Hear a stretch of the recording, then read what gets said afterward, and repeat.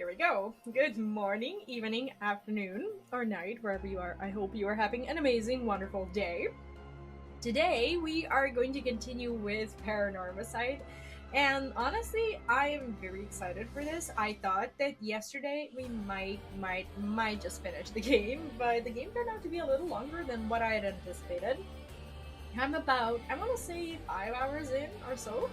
And so far, I am very, very happy with the game. I didn't expect it to be this gruesome and bizarre, but that is exactly what the game is. And I expected it to be a lot more, I want to say horror-like, but I think in comparison to some other horror games, especially graphic novels that are horror games, it's very tame, actually, and I don't mind it too much. I'm actually having a very decent amount of fun with it, and thanks again to Square Enix for sponsoring the content and gifting me the game. So yeah, today we're just gonna continue, and I sense that something is missing, and what's missing is my earbuds. There is no way you can play a graphic novel, horror game of any kind, that is, without your earphones. The game is very good if you're a reader, but you don't have a lot of time to read, which is what happens to me. And graphic novels really help me just kind of, satisfy that urge, and they still really help me be a bookworm without actually going to the library, which is actually a real shame because I do enjoy going to the library, but these days I just don't get a lot of time, unfortunately. Anyways, for those of you who might not be familiar with Paranormasight, it is the new horror graphic novel or visual novel from Square Enix. Yesterday we've started the game, and hopefully I still have a save. Okay, this is where we're at. We've discovered some of the stories. We've discovered the story of Shogo, who has met his tragic end. Spoilers, I guess, but if you're here, then that means that you probably don't care. We've started Haru's story, and basically we are kind of stuck because I need to apparently develop more events in the stories that are I guess parallel with it, so that I can continue. I'm not sure how it works. I'm not sure how many of these stories I need to do, but at some point we'll be able to do it as well. So what I'm doing right now is basically I'm just waiting until I've gotten another one of the stories stuck. And today I've actually changed the lights to green-ish, so that we can kind of fit the mood. And even though it looks kind of weird, I don't know, I feel fun, so there we go. Two things to remember. This is the story of Yako. What they were doing is they were summoning a ghost from the spirit board thing, and the ghost replied, and that's pretty much all there is. And now she's the bearer of the curse as well. So we're just gonna start. The information gained from the spirit board suggests that Michio's death was not a suicide. When they continue to press the spirit board for the location of the rite of resurrection, a curse echo suddenly appears. Which is what happened to us. This is 1 week ago. Okay. So I guess she was still alive there? I used to have that exact same haircut when I was in high school. Crazy how times change, huh? Oh, I need to look around. So there's someone there. I don't think... Oh, never mind. Hey, did you hear? Someone from our school committed suicide. Oh, this is actually the day of the suicide. What? Really? Who? I heard that Michio from Class C, right? No way! She'd been acting pretty strangely lately, but I still can't believe it. We actually don't know much about her at all, do we? I don't think so. Did you hear about Michio in Class C? Yeah, naturally, the whole school's talking about it. Yeah, she seemed like the stereotypical honor student in her first year, but she stopped showing up to class and her grades started dropping after her third semester. So she offed herself because her grades were bad. No fair. Just thinking about practice tests makes me want to die too. Anyone cares? Oh, I didn't get to read that. That moves too fast. Am I a slow reader? I don't think I'm a slow reader. But anyways, here we are.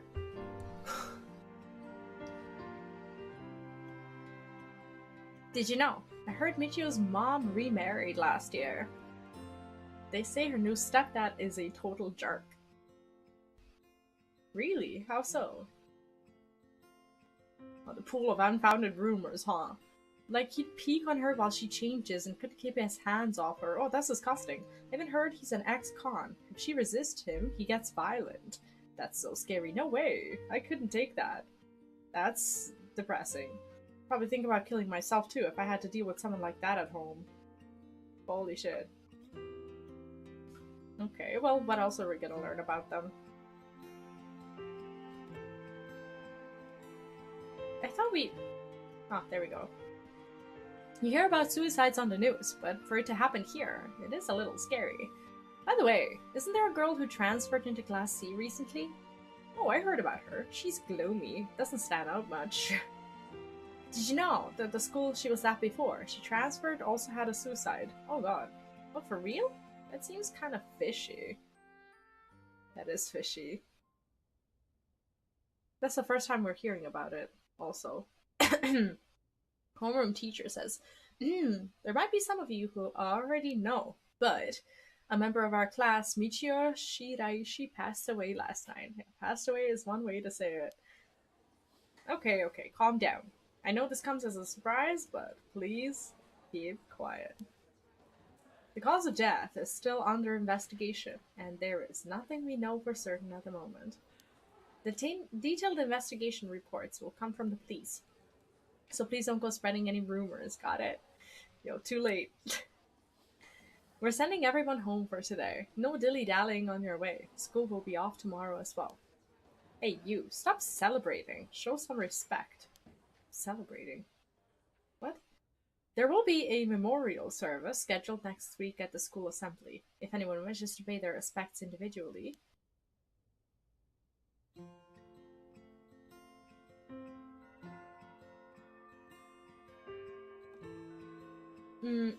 Yako? Sorry to bug you.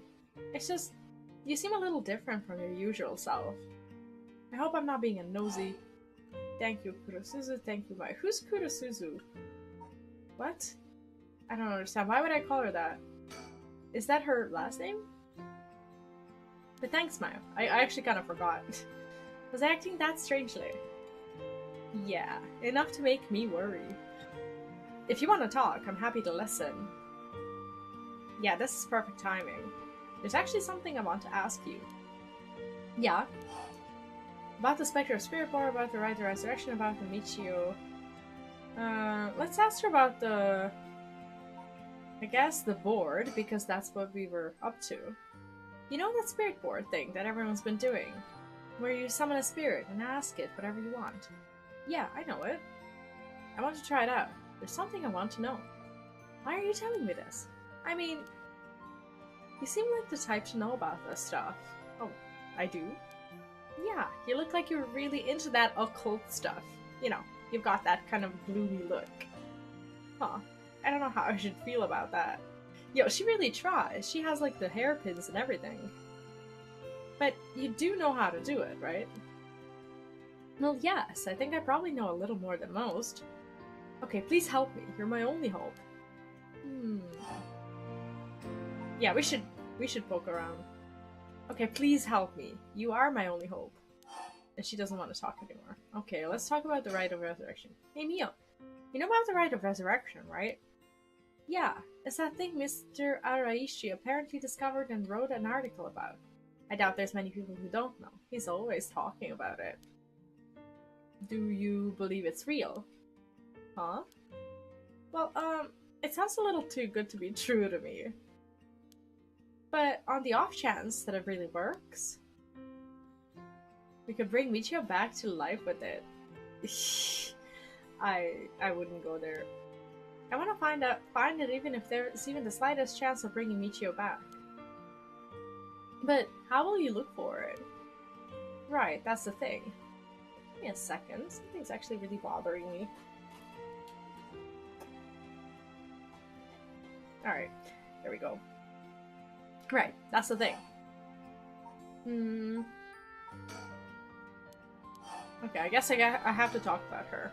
Michio, I wonder why she had to die. She didn't leave a note or anything, but they announced that it was a suicide.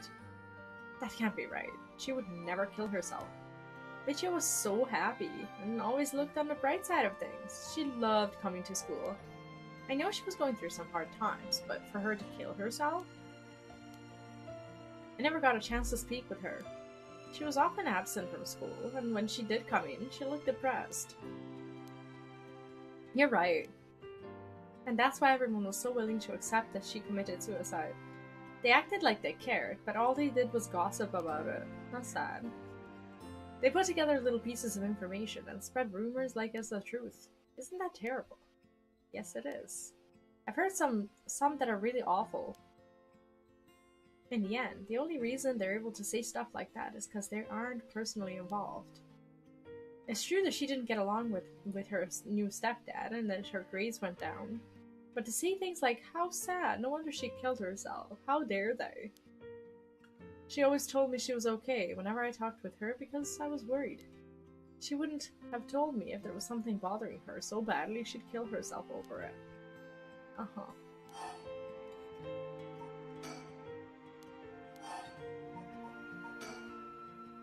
I won't let Michio's death be written off like this.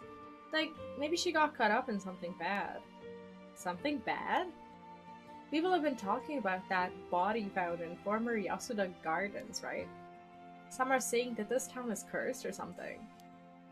Yeah, there has been a strange feeling around things recently. Like, what does that mean? The thing I want to ask, is it... Yeah, I want to know about the truth behind Michio's death, and where the rite of resurrection is hidden. I see. I don't know if getting the answer to those questions will be as easy as you hope. Please, the teachers and police aren't any help, and there's only so much I can do alone. If there's even the slightest chance, then... Oh. Okay, if that would make you feel better, then I'll help. Thank you, Mike. Okay, then tomorrow after dark. Okay, tomorrow after dark we become the curse bearer. Apparently. We have more stuff. Notes on Michio. Okay, cause of death. Body discovered 1 week ago. Died from full body blunt force trauma in an alley off South Barisekui Street. Believed to have fallen from the roof of a nearby apartment complex. Potential motives. The deceased's parents had recently remarried, and rumors among the students suggest physical abuse by her stepfather may constitute motive for suicide. Great.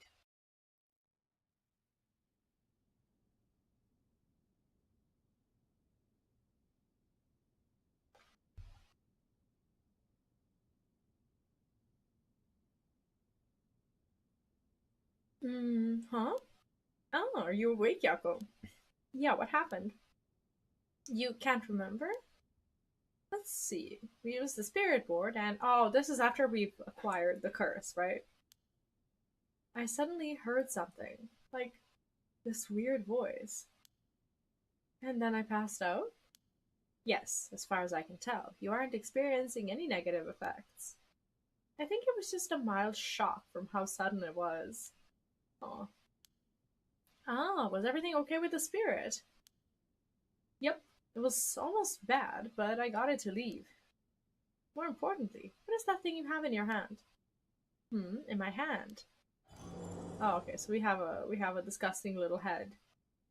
Whoa, what the heck is this? It looks so freaky. When did I get this? Okay, so we have the cursed stone. How do we use it? There's so much anger and hatred held within it. It looks like a little like tools that were used for ancient curses.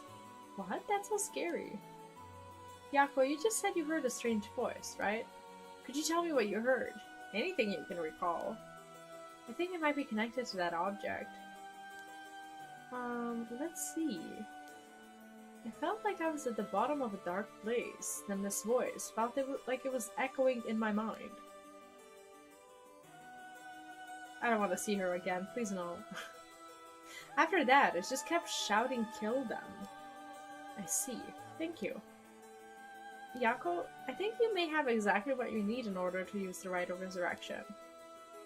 A curse with the power to take people's lives and turn them into soul drugs. What? You mean this is a real curse? I know I said I wanted to use the rite of resurrection to bring back Michio, but why? Why me? It makes no sense. It kind of makes sense. She's the only one who asked for it. Yako, please calm down and listen. I can't stay calm, yeah. No, she definitely can't stay calm. But how can I? I mean, you might be used to these kinds of things, Mayo, but I'm not. I didn't even really believe in the occult, much less think that the spirit board would actually work. But now, after something like that, what choice do I have but to believe? Not only that, but a curse can kill people? What am I supposed to do about that? I know, it's only natural to feel that way. Anyone would feel confused. But like Mayo, I don't know, seems happy somehow. But first, you need to calm down. Take a big, deep breath. Right. Yes, just like that. In moments like this, the more troubled your heart is, the more its weaknesses are exposed. Exposed? Have you calmed down? Yeah. I'm sorry about panicking. No, it's okay. Fear is something we feel in the face of the unknown. Long ago, people would give names to phenomena they couldn't understand in order to live with them. However, modern-day developments in science and culture have pushed the rejection of things that can't be measured, and so the paranormal has been treated like it doesn't exist. But they've been around since a long, long time ago.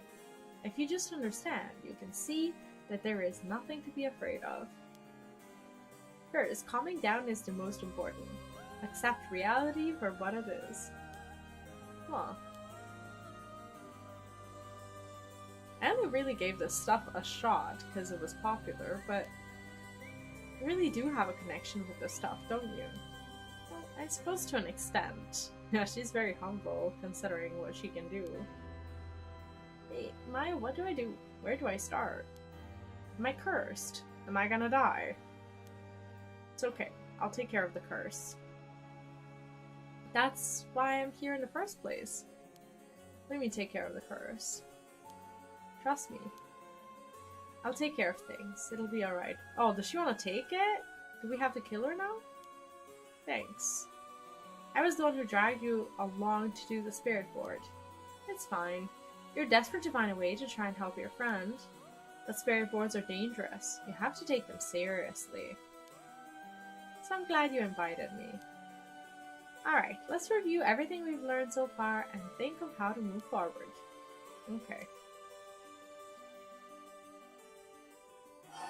About the curse, about the 7 mysteries.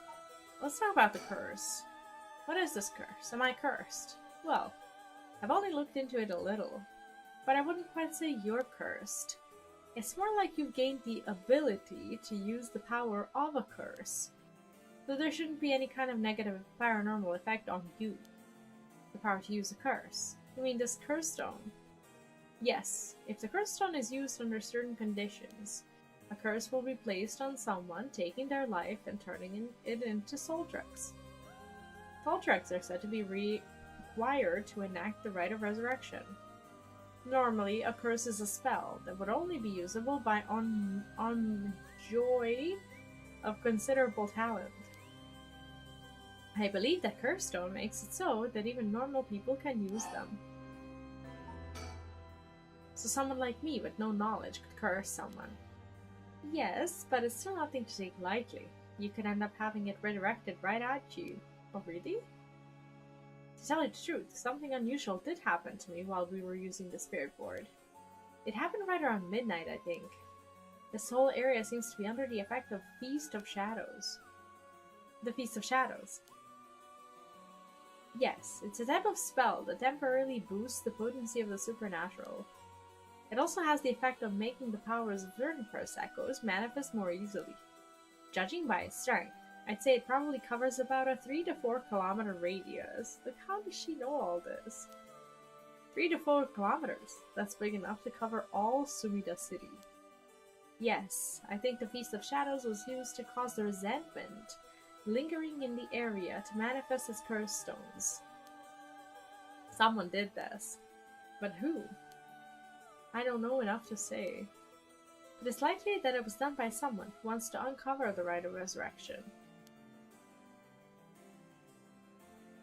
This is something to happen naturally. I see. The Feast of Shadows, a technique that allows one to create a field that temporarily boosts spiritual energy. In addition to amplifying the spiritual power of a particular area, it can also be used to amplify the strength of grudges and desires tied to the area. The effectiveness of Feast of Shadows is dependent on the abilities of the user, but it's possible to limit the scope and range of the spell to such a degree that one can use it to amplify the power of even those not naturally gifted with spirit sense.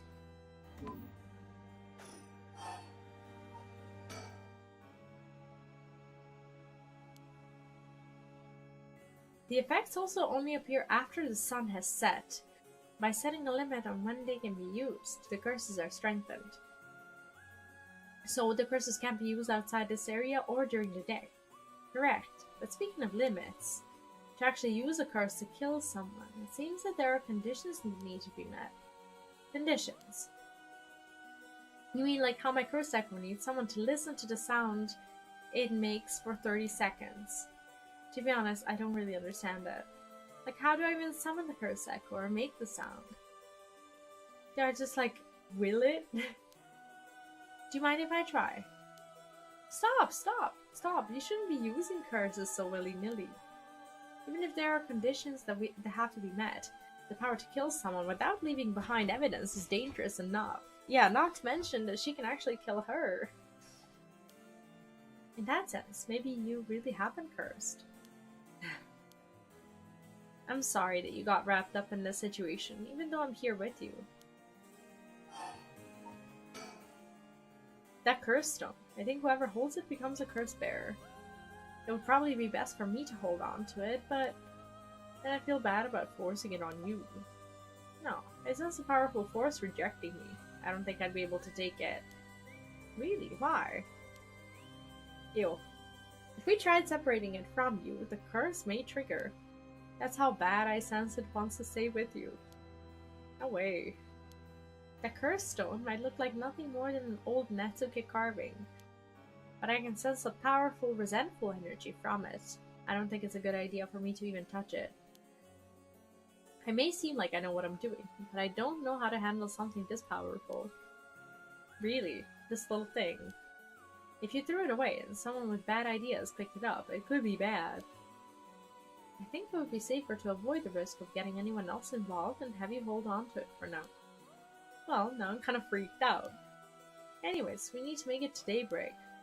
I think the curse should weaken once it's morning. Hi, Dan Valentine, welcome back. What's up? This stream's smelling good, as per usual. Today we're in the right mood also. We have the lights and everything. How are you?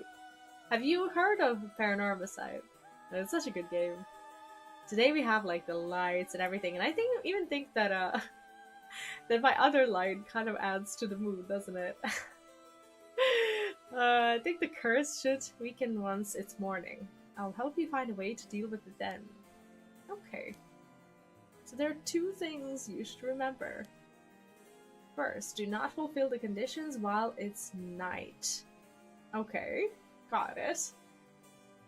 Yeah, the visual novels are great. I love them, and they really kind of help me, like, I don't know, satisfy the urge for reading, I guess, because I don't really get enough time to read. And I just kind of, I don't know, instead of reading, I guess I just, like, play graphic novels and feel like I'm not missing out. Second, should you happen to fulfill the conditions, don't use the curse. Right. Yeah, I'm doing good. I was a little sick these days, but I'm feeling a little better. And yes, I do believe that that the lights look very on brand for today. About the seven mysteries about the rite of resurrection. Let's talk about resurrection. But Mio, yes. If this curse is real, that means I could bring back Michio if I use it, right? Hi, Poetry Falcon, welcome back. What's up? I like your green light. Yeah, me too. I think it's very fitting for today. How are you? The rite of resurrection would be real too. Yes, that's true. But you can't do that, Yako. But it feels like it's not the time to worry about that kind of stuff. If Michio died in an accident, then I'm sure she didn't want to die. What is the issue with putting a little curse on a complete stranger? 'Cause you turned into a killer? I sort of feel like it wouldn't be a big deal. What's going on with you? You're really not acting like yourself, Yako. Good, waiting for my scrapbook to get here. I'm making a baby scrapbook for my mom. Oh, nice! That's actually so sweet. Is it your baby for your mom? I'm doing well. I'm doing pretty well. Only just started, and I'm slowly getting into the mood. It's very immersive. Good morning / afternoon, FF40. How are you doing today? What's up?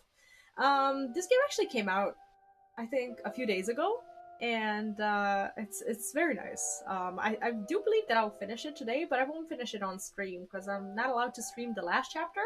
But I will continue. You didn't miss much. I only just started this chapter. Basically, it's just Mayo and Yako talking about the curse that the curse stone that we received last time. So I'm pretty much right where we left off yesterday.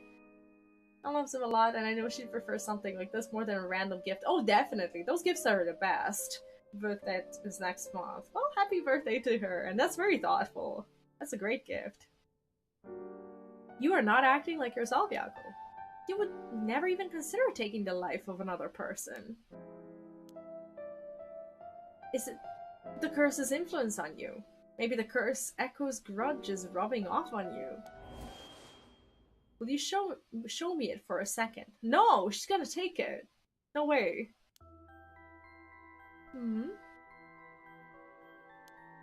No, I'm not gonna show it to you. Is there something inside it? Oh my god! Did she just slap her? No, stop. Yako?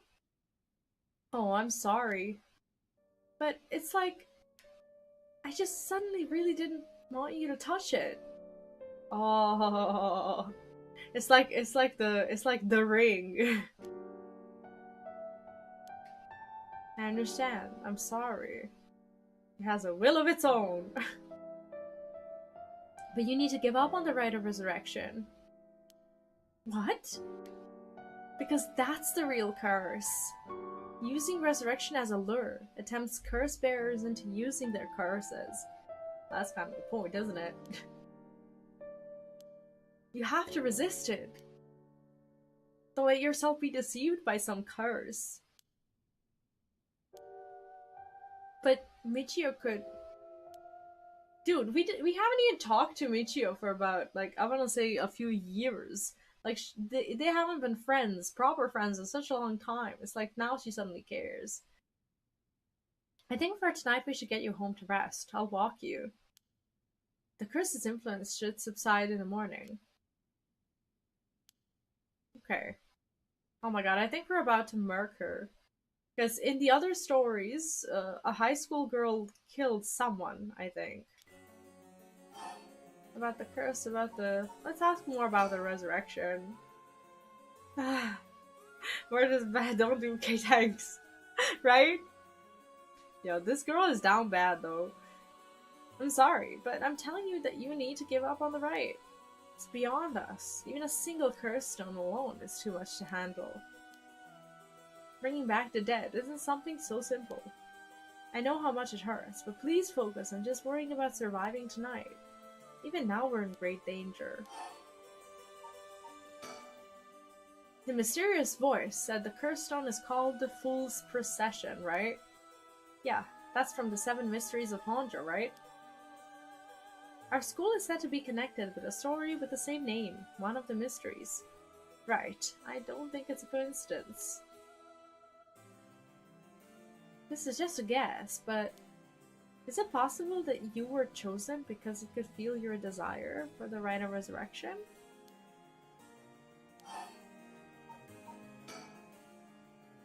If this is a curse of the 7 mysteries of Honjo, then it's possible that there are others who received curses associated with the other mysteries. Yeah, that voice also said that there are other curse bearers, or whatever you call them. Not only that, apparently you can get a lot of soul dranks by killing a curse bearer. Right, that's certainly not good. See, she agrees. Even if we have no intention of killing others with the curse, there's a chance you may be targeted if other curse bearers find us. She suddenly doesn't like it too much, does she? We'll have to avoid anyone who has another one of the curses. Why don't they just stay at the school? Means we should avoid people at night as much as possible. No, I haven't played. I haven't played Phoenix Wright. I don't know what they are. Can't remember.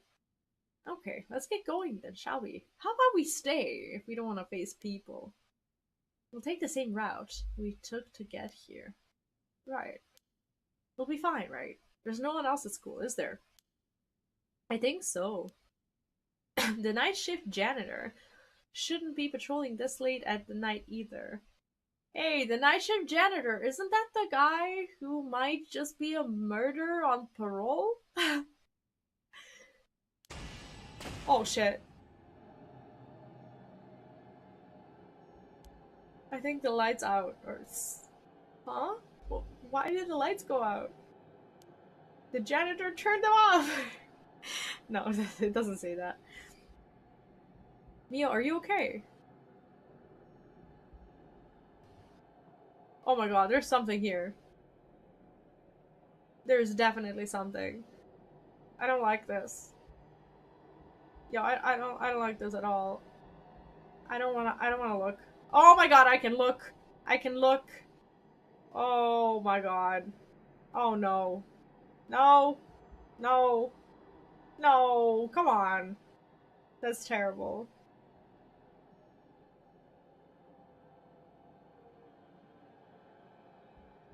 That's terrible. I really don't want to do this. What is that? What is that? There's something there. Maybe it was nothing. Can't see shit. Hello? Mio? Okay. This is a friendly ghost. Yeah, right. Oh, I remember of that one about the defense attorney. I just forgot the name. She's not here. What's happening? Where are you? Something's moving. I can see it.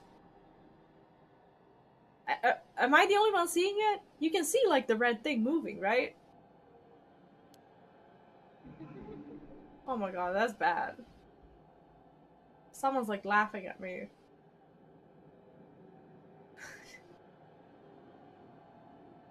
I don't want to do this.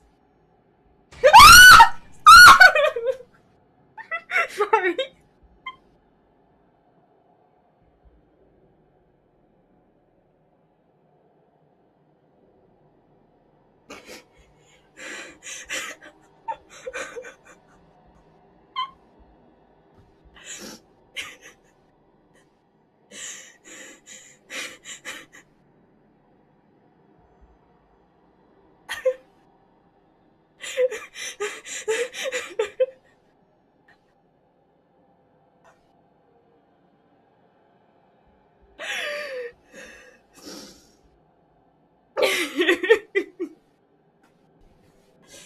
We're fine. What the fuck?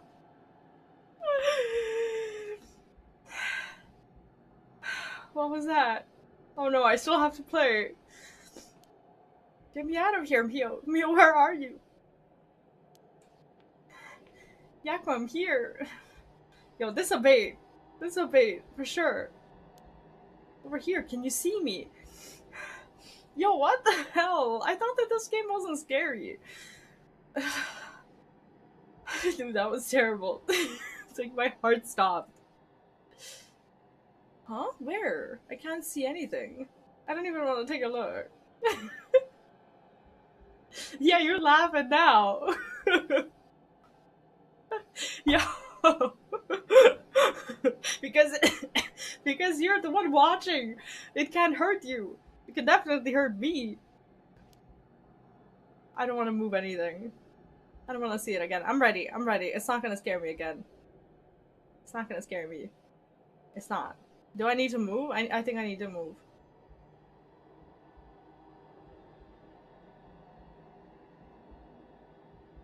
Oh god, I'm moving.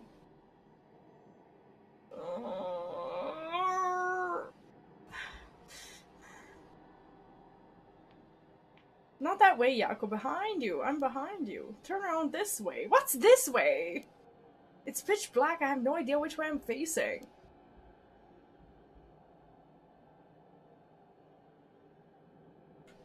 I don't know how to turn. Ah! Okay, we're fine. We're fine. Never mind. It's just her. It's just her. There you are. Okay. This way, over here.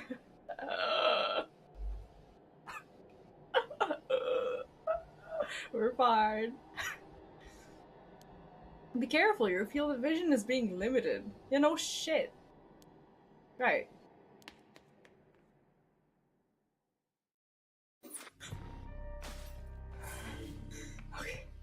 Okay. Okay. Escape from Komagata High. Yeah, let's escape that place for sure.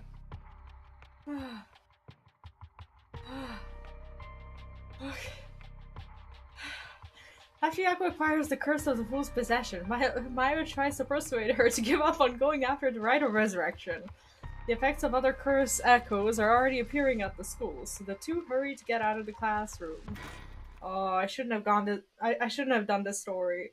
Why am I doing this story? I should have gone to the other one.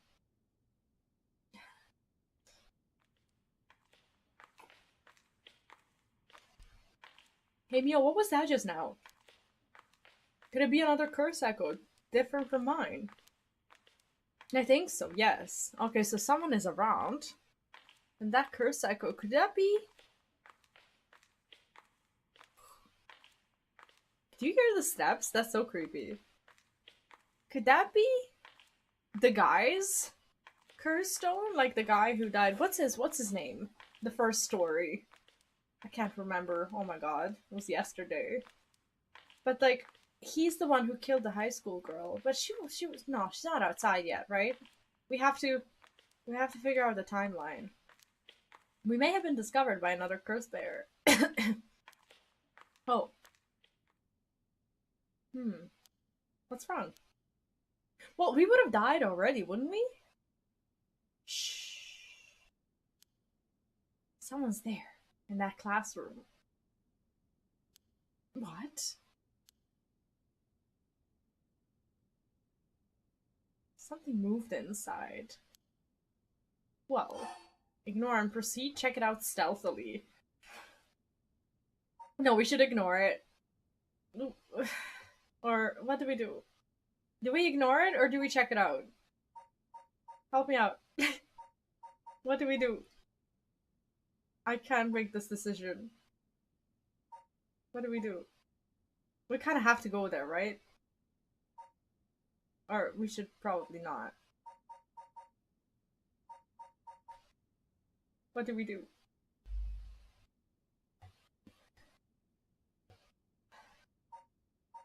I think we need to check it out. Let's check it out. Oh, we're gonna die. It might be the curse bearer who used that curse echo just now.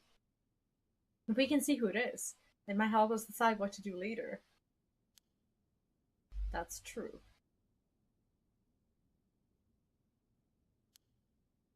Okay, be careful. Oh god, oh god, oh god, oh god.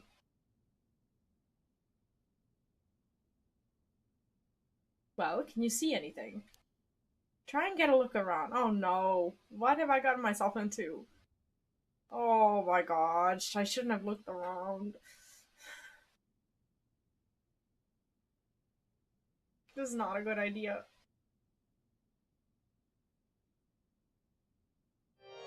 Oh.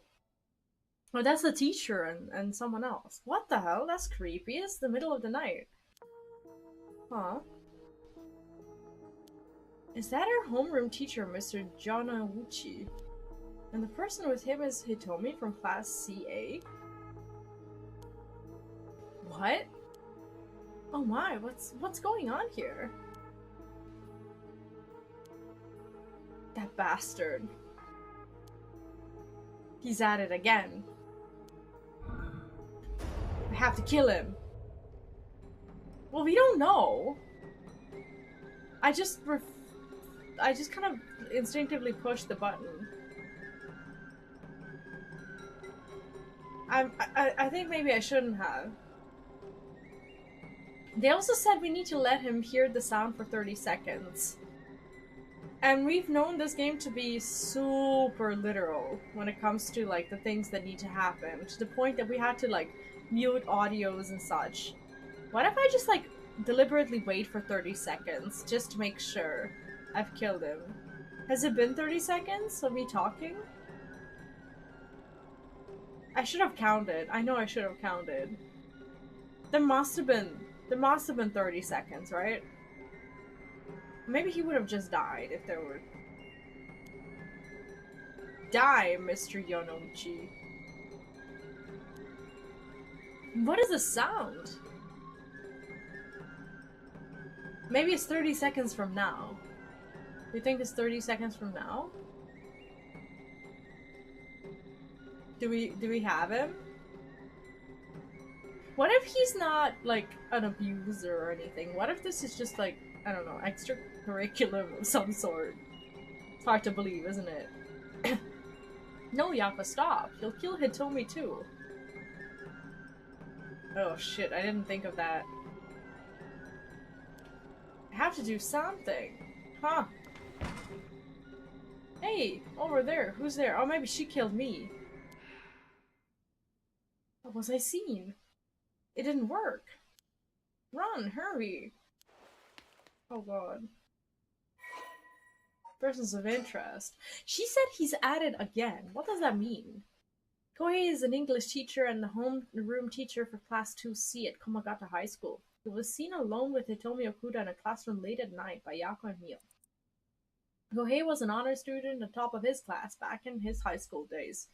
The apple of his parents' eyes, he was placed under immense pressure to attend a first-rate university. The family's plans came to naught, however, when the pressure caused Kohei to sink into a deep depression and fail his entrance exam.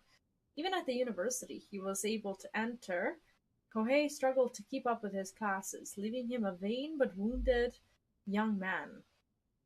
Kohei never aspired to be a teacher, but figured it was the least he could do with his talents. He considers his students to be beneath him and largely looks down on them all. And this is Hitomi. I think she stopped us. I think our friend stopped us from doing it because we would have killed the girl as well. Hitomi is a rebellious student in Class 2A at Komagata High School. On the rare occasion when she does show up to school, she skips all her classes and spends her time hanging out on the rooftop with her fellow troublemakers. Hitomi is regarded by the teachers as one of the worst offenders among the delinquent students attending Komagata High School. Hitomi was a fairly ordinary student when she started high school. However, trouble at home in her first year had her take a turn for the worse. She began associating with a group of delinquents from other schools, with whom she'd wander around town at night to avoid returning home. Warnings from teachers about dress code and conduct violations have fallen on deaf ears, with Hitomi going on reactionary rampages around school with her friends, breaking windows and disrupting classes. Recently, some teachers have taken to using harsher measures, and even corporal punishment to correct Hitomi's behavior. But this has only served to exacerbate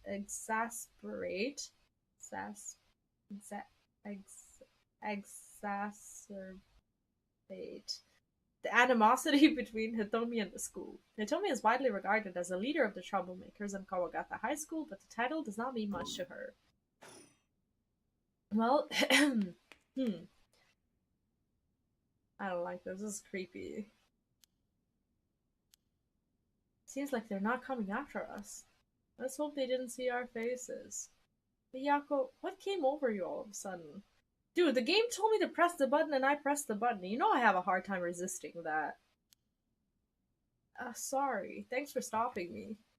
It's like this uncomfortable rage suddenly uncontrollable, not uncomfortable. Rage suddenly welled up inside me. It said press the curse and I pressed the curse. There was no other choice. I wonder what's gotten into me. I can barely even remember what happened. I'm really sorry. It's like this is why I would be a very, very bad person with like a weapon in hand. It's like I feel like I would be like so easy on like any sort of trigger. It's like any sound, any like disturbance or anything like that. Like if I'm holding my finger there, I'm shooting. It's a good thing I don't have it. I do think it's partly the curse's influence on you, but we certainly saw something shocking. My heart's still pounding. I'm a little surprised you know Hitomi from Class A. She tends to stand out a lot. Gotcha. Well, she certainly does dress like a delinquent, though she barely shows up to school. But could Mr. Oh my god, oh my god, oh my god, oh my god. Mr. Yonuchi or Hitomi really be a curse bearer? Oh my god.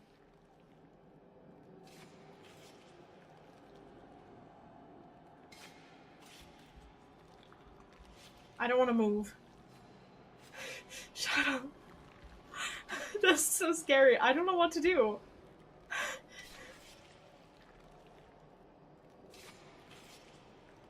I don't want to press anything. It'll come closer. If we just stay like this forever, then that means that thing stays there forever too. I can just look at it. It's fine. The more I look at it, the less I'm scared, right? The more I look at it, the less I'm scared and the more I'm ready. I don't know, but we should be careful just in case. Storyline has to be the most scary one. This one is heart-stopping, I swear. Yako.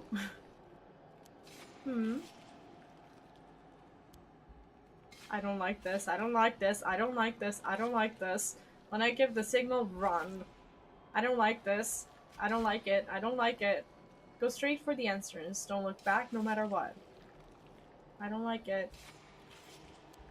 Huh? I don't like it. I don't like it. I don't like it. I don't like this at all. Did something happen? Yes!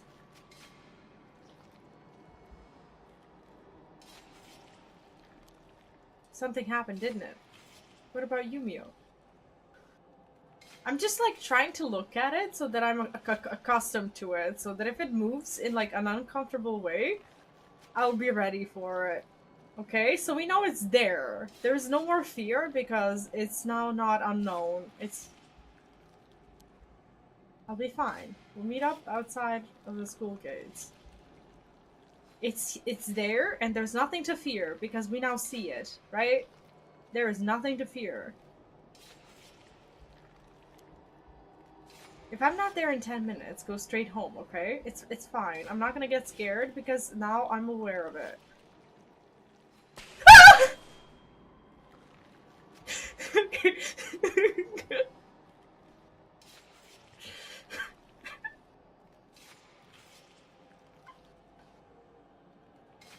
I lied. Go. Right. Don't look back. Don't look back. I'm not gonna.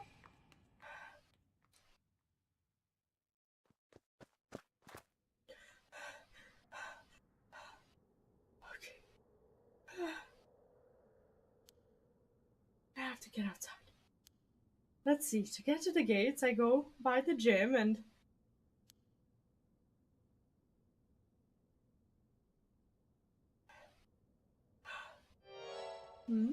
What are you doing, miss? Oh god, who is this? Is this a detective? Who is this?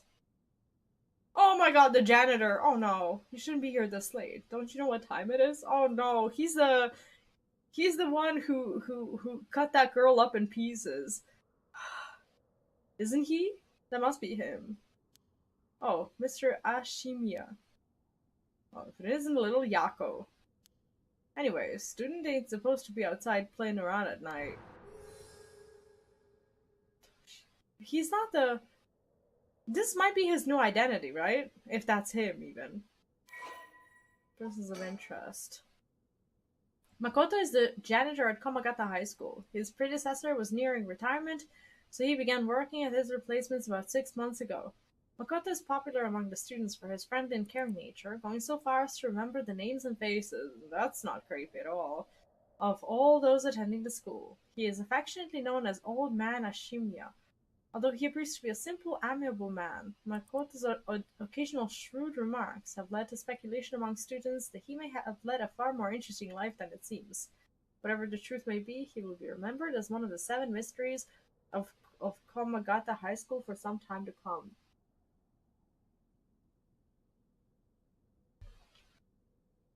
This story is terrifying. What if he's a curse bearer? I know you're rough around the edges, but I didn't think you for one to act out like this. I'm sorry, I'm not acting out. Let's say I'm sorry. Maybe he spares our life. Sorry, I forgot something back in the classroom. Yeah, right. No sass today, huh? Realize you were in the wrong, did ya? Yes. Forgot something in your classroom, huh? You're a piece of work. But you don't have nothing with you. Yeah, because it's in the classroom. What do you mean?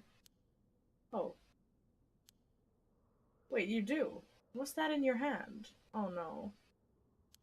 Huh? Well, this is what I forgot. I got it from my grandpa. It's really important to me. Oh, right, he saw us walking out, so we should have had something with us. Girls these days sure have weird tastes. No, okay. Better head straight home if you're done. I won't tell on you. No, wait. I can't let you walk home alone this late. Alright, wait just a little. I'll hurry and lock things up. I don't want to walk with this creepy guy. I'd rather walk alone for 1,000 years. But... Go home alone without checking on Mio? I'm worried about Mio. Yo, fuck Mio! What do you mean? Right, Mr. Yanucci was actually looking for you inside the main building. What's that? He's here right now. What's he thinking? I don't know. He was in class 3B on the 2nd floor just a bit ago. Well, I suppose that means I can't be locking up yet. 2nd floor, you said. I'll go take a peek. Be back in a jiff. So creepy about it. It's just the bell. I don't know. It's everything. My house is really close by. I'll be fine on my own, really. That's so. Ah, the snack shop, right? How does he know where we live? That's so scary. Suppose you'll be fine then. Be careful now, you hear? Stay on the big, well-lit streets. If something happens, shout fire. Okay. Okay, you worry too much. Well, we wouldn't want to be losing any more students. Though, I imagine you'd know that better than anyone. Yes, you're right. Think we lived. We just left Mio there. I'm such a jerk. I just left her ass.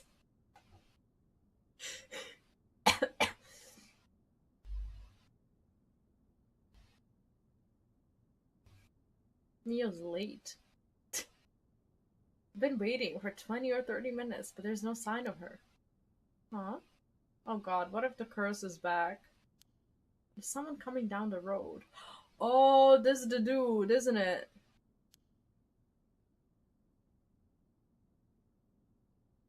That's... No, never mind. That's not the dude. Oh no, a teacher. It's Mr. Araishi. Who's this one?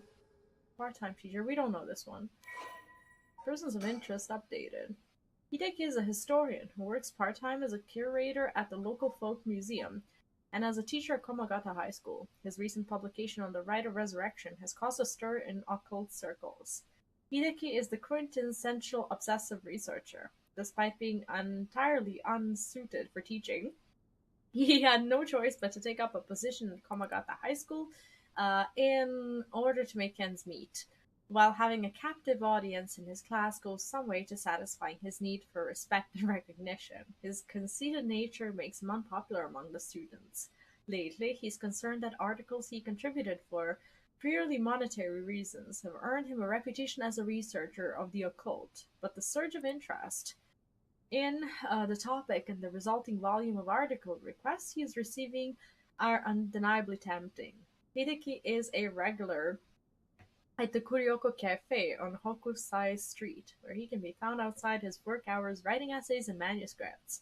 His published works include A Study of the Unknown, and An Introduction to Bando History. Also teaches school at night. Yeah, well, yeah, really. Like, they're just basically lurking inside and outside of the school. It's weird. Go home. Creepy old man. He looks on edge. I wonder what he's doing. That thing in Mr. Araishi's hand. It can't be. Oh my god, he's a curse bearer, isn't he? Uh-oh. But how can we see this? What is this? Is that like a little lantern? Could that be the dude? Or is that like a fire around the... No, that must be a lantern, isn't it? What is that? Could that be a curse stone? It is, but I can't figure out which one. This is bad. What do I do? What do I do? What do I do? We gotta murk him. What do you mean? Yeah, I like that game. AI looks so fun. I don't think anything good can come from him seeing me. Wait, he's the one who discovered the rite of resurrection. It wouldn't be strange at all for him to have something to do with the curses. And then, could the curse echo from before have belonged to him? So he's basically sending it out like a drone? Oh, he saw us. Shoot, did he notice me? Uh-oh. Hello, Yako. What are you doing here? That was fast. Did you not hear me? What are you doing here? I'm waiting for someone. I forgot something.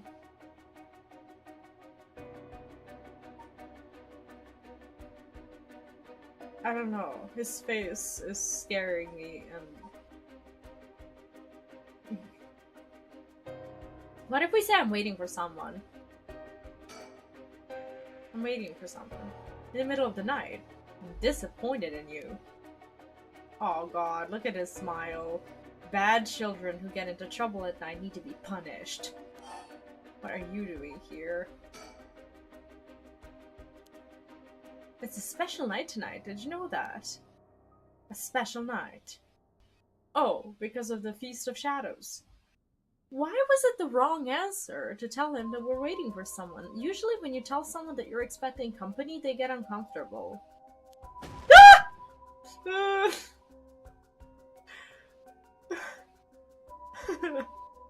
I did not like that transition.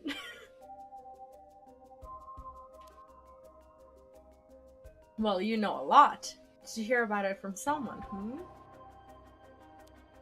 No, it's just a rumor. I hate this smile. It's just a rumor that's been going around. No, there's no such rumor. Aha! It must be the transfer student. She has it, you know.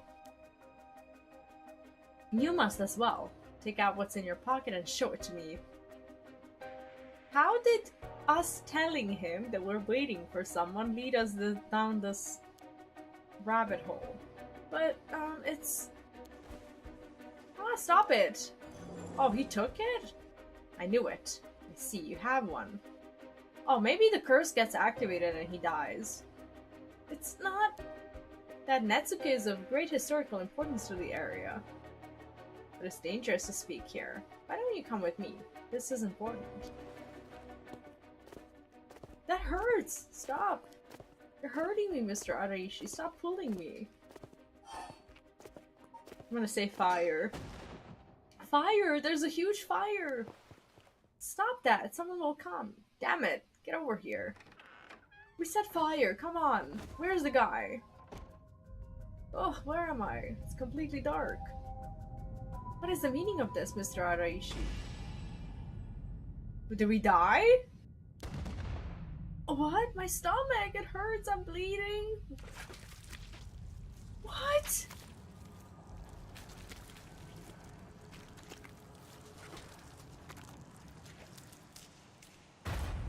How? Just because I said I was waiting for someone? That's literally the only decision ever burning Yako. Seem to have arrived at less than favorable result. What did I do? Or this was bound to happen. It will be difficult for Yako to escape from Araishi while he's in possession of a curse stone. Please come here again if things should change. What the fuck? He's the bear. I didn't. Yeah, but like we yelled fire so that we could get help. And I don't understand how we procced his curse. I thought it was a lantern, but I don't know what his curse condition is. I don't know how it activates. Ah, shit. In the meantime, this shall remain as incomplete until we meet again. What? Can I start again?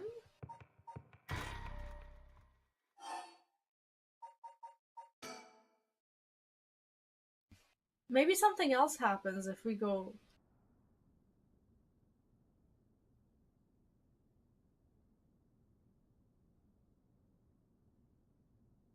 Something else is bound to happen. I want to see the other option.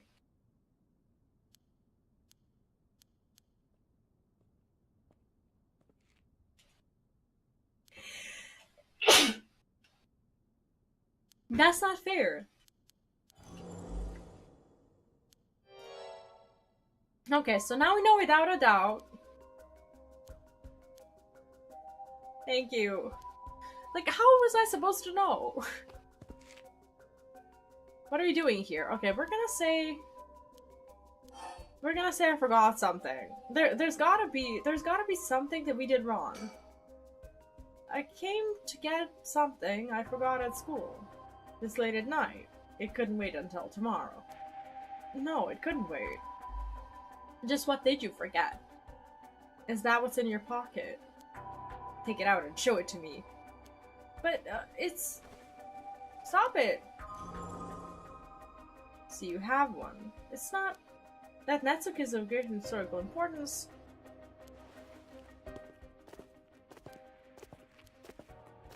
What if we just say help? Help! Somebody! You really think someone will come this late, even if you scream? Where am I? It's completely dark. What's the meaning of this?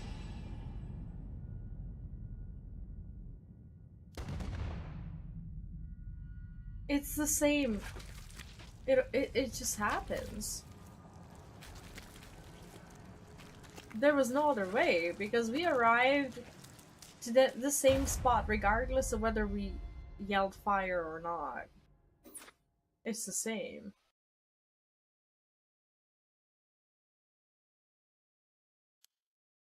This was he said this was bound to happen, so maybe there was no other choice.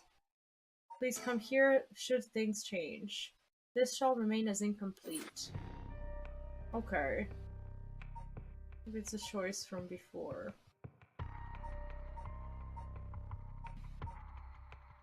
I'm not sure. Maybe we shouldn't have left Mio. Is this something that we can complete now? This is where we left off. Maybe it opened up.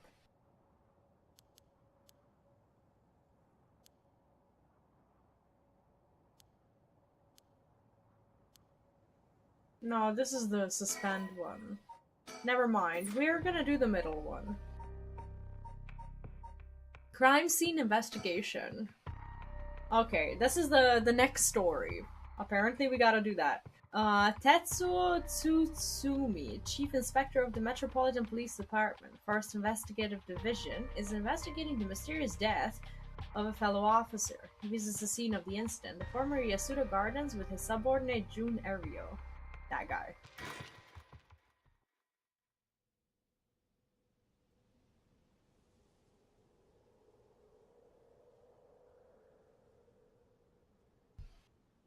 Yeah, these other dumbasses seem to be less than fortunate.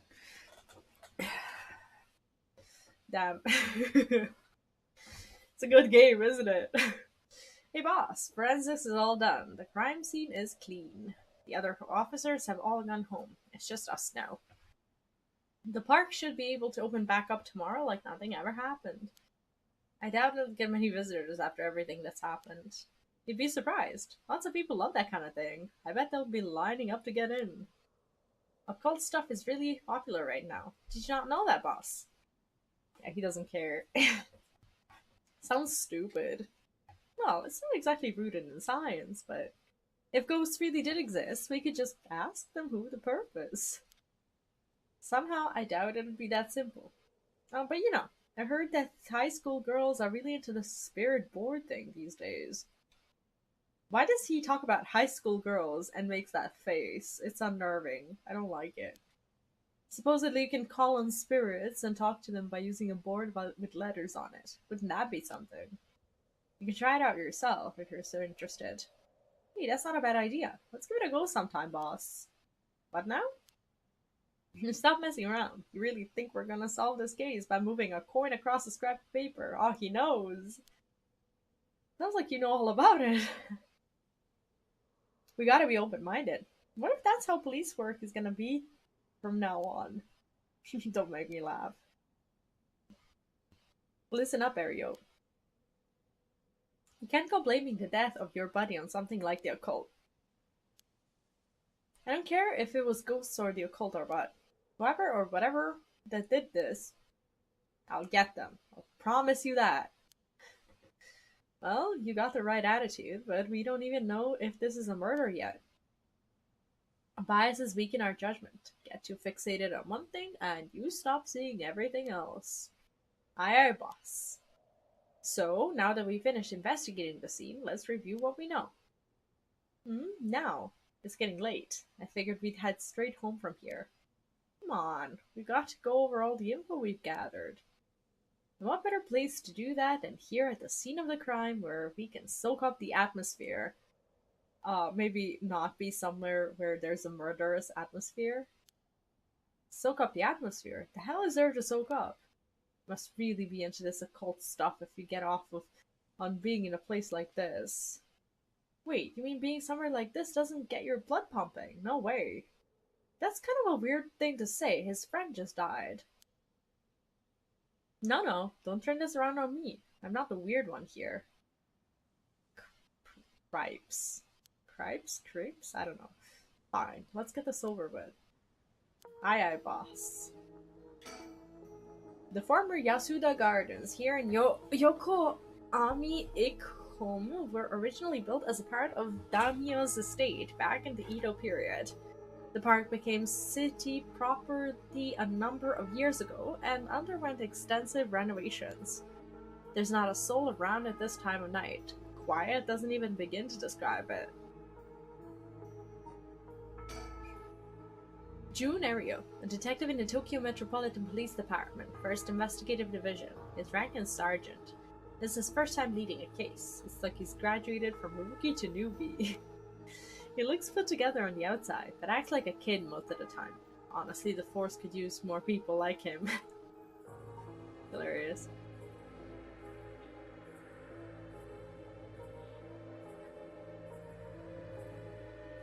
I don't like spinning around like this. After this story, there's something here. I thought so, at least. Scene. Okay. This is where the victim was found. It's clean now. It almost feels like nothing happened here at all. But once an incident like this has come to pass, there is no going back. Not that knowing this is any consolation.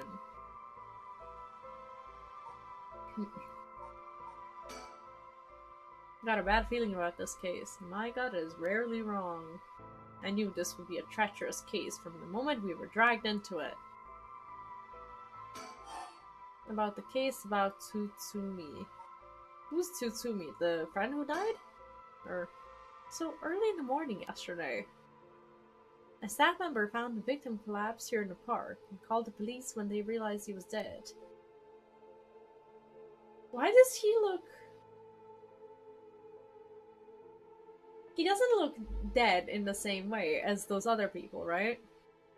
While there were no obvious external wounds, the fact that he was a police officer and the evidence of a struggle means likely that this was a murder. The Sumida office sent it over to us and said about the death of an officer, and we were tasked with the investigation. What kind of officer dresses like this? That's weird. What we need to do is figure out what happened and whether there was foul play involved. I think that about sums things up.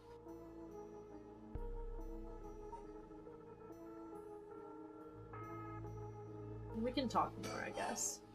About the case, about the victim. Let's talk about the victim.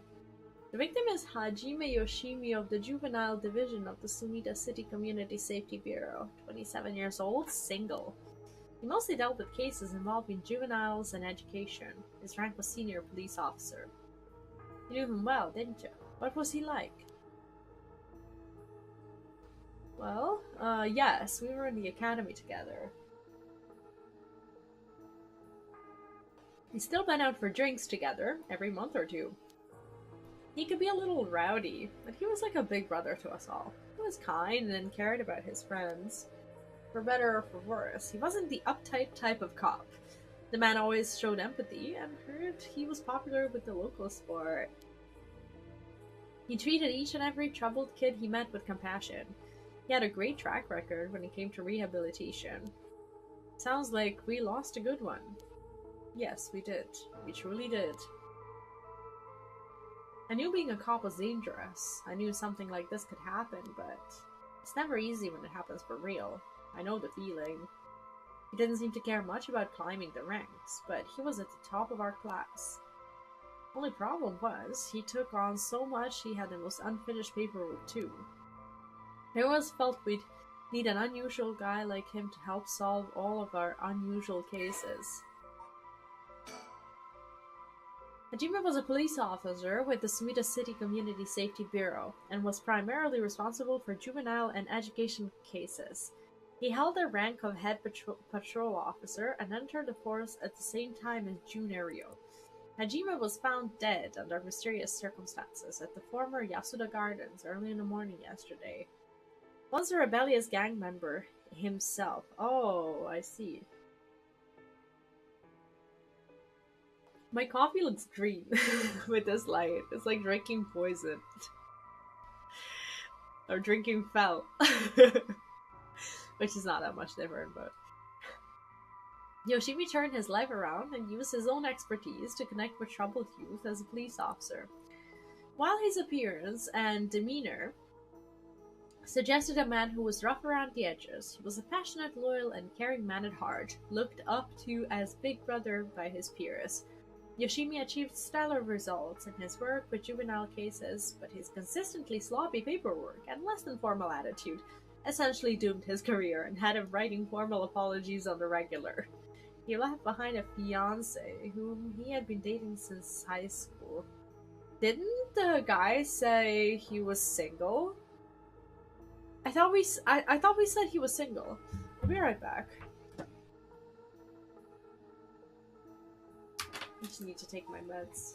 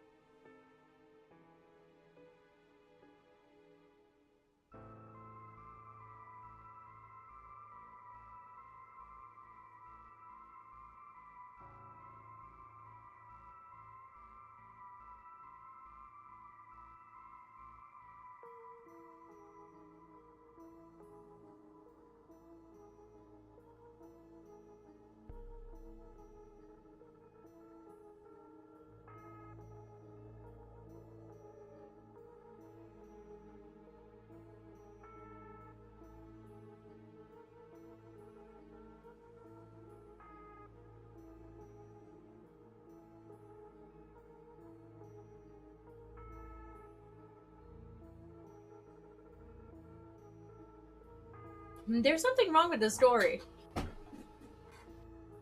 Because when his friend, like the younger policeman, when he started describing him, he clearly said that the guy was single. I know this.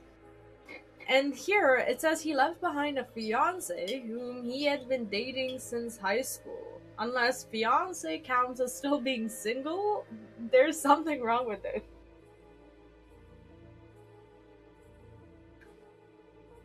I mean, I don't suppose they didn't count it in because, I don't know, being a fiance to someone is like, hey, I'm ready for my last mistake. Like, that's not what they meant, is it? Like, he wasn't single. What?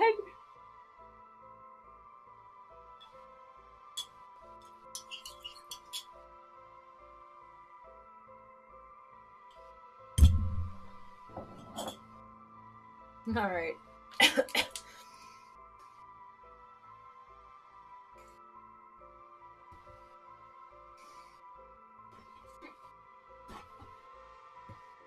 Well, for better or for worse. Don't worry, you are plenty unusual yourself. Me? I was the most normal of my classmates. Besides, the real weirdo among us quit the academy a long time ago. There was only one. There was one even weirder than you?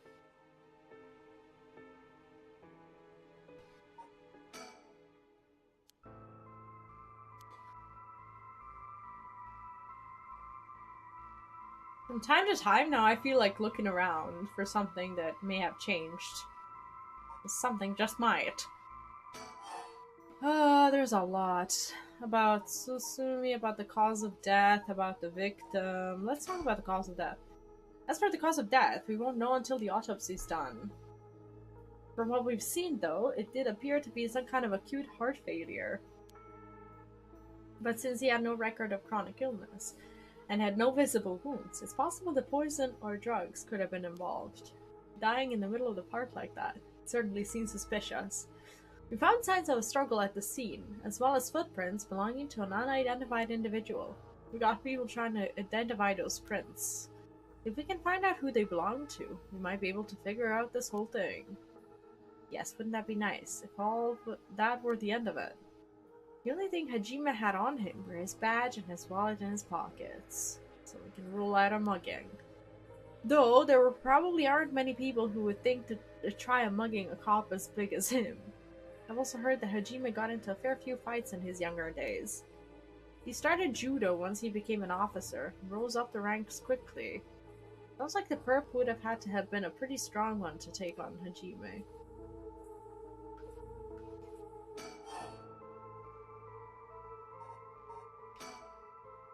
He was quite the bad boy in school, apparently. He ended up with the police a lot. He said the officer in charge was good to him, helped him get back on track. The reason he wanted to become a cop was to pay his kindness forward. Said it was the first time he ever took his studies seriously. That's a good story. Love that kind of thing. Makes me want to have a drink in his honor. Please don't make fun of my dead friend. Hey, I said in his honor. You should aspire to become the kind of cop people miss when they die in the field. You say that like it's a sure thing I'll die. Besides, if I end up biting it, I'm sure you'll be the one who misses me most, boss. Come on, don't be like that. You'll hurt morale. Well, I guess how much I'll miss you depends on how this investigation goes. I can already see it. Ariel, no! Why'd you have to go and get yourself killed? I have no idea what's going on in that head of yours. Yeah, that'll be a sight to see. I can't wait. You can't wait for your own death. Get it together, kid. Sheesh, you really are something. Thank you. Yeah, he is weird, isn't he? What about the victim's family? The Yoshimi family is from Kitasenju in Adachi City, but Hajime's parents died a long time ago. He lived there all alone, no siblings or anything. I went to his house a few times for drinks. I was surprised. It's this huge old-looking place. Like, you know, the kind of place that seems super haunted. And he lived there alone. It looked like the home of an old noble family. It was hard to imagine him being such a delinquent living in a house like that. There's that bias I was talking about. If he's from an old family, I'm sure things were complicated. That's a bias, too. He never talked about any of that, even when we were drunk, so I don't know much about it. Oh, one more thing. Yeah?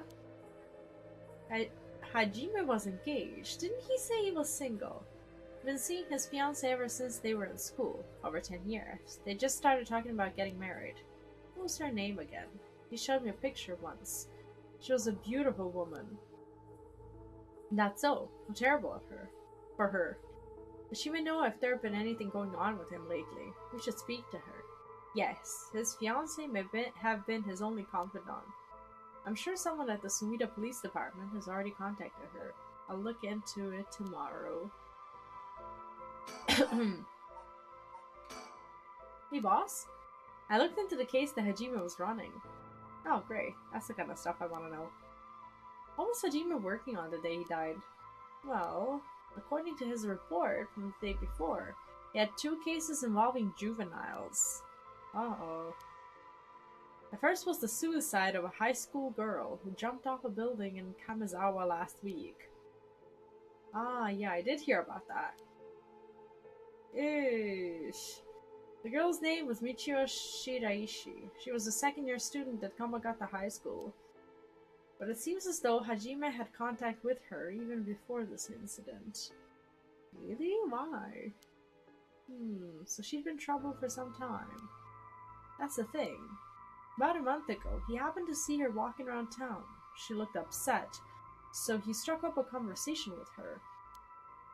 He was sure there was something bothering her, but she wouldn't tell him what. Must have been trouble at home. That's what he thought too. It seems he visited her home and spoke to her parents, but they said there was no problem, so there was nothing else he could do. And now she's dead. And it's possible he could have prevented her suicide then. He must have been devastated. That's why he was looking into this Michio Shiraishi again. He must have thought that something terrible had happened that drove her to end her life. But ultimately, he never reported the findings of his investigation. I see. And you're thinking that it may have had something to do with his death. We'll have to find out what it is Hajime discovered. Right. Let's check with the Sumida Police Department about that tomorrow, too.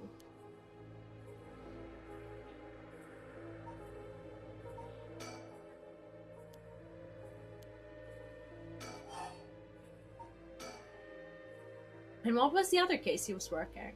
This one is also related to a Kamagata High student. Oh, so they're all kind of connected somehow. A troublemaker named Hitomi Okuda. She seems to be the leader of a group of kids who get up to no good. Juvenile delinquency. Fun.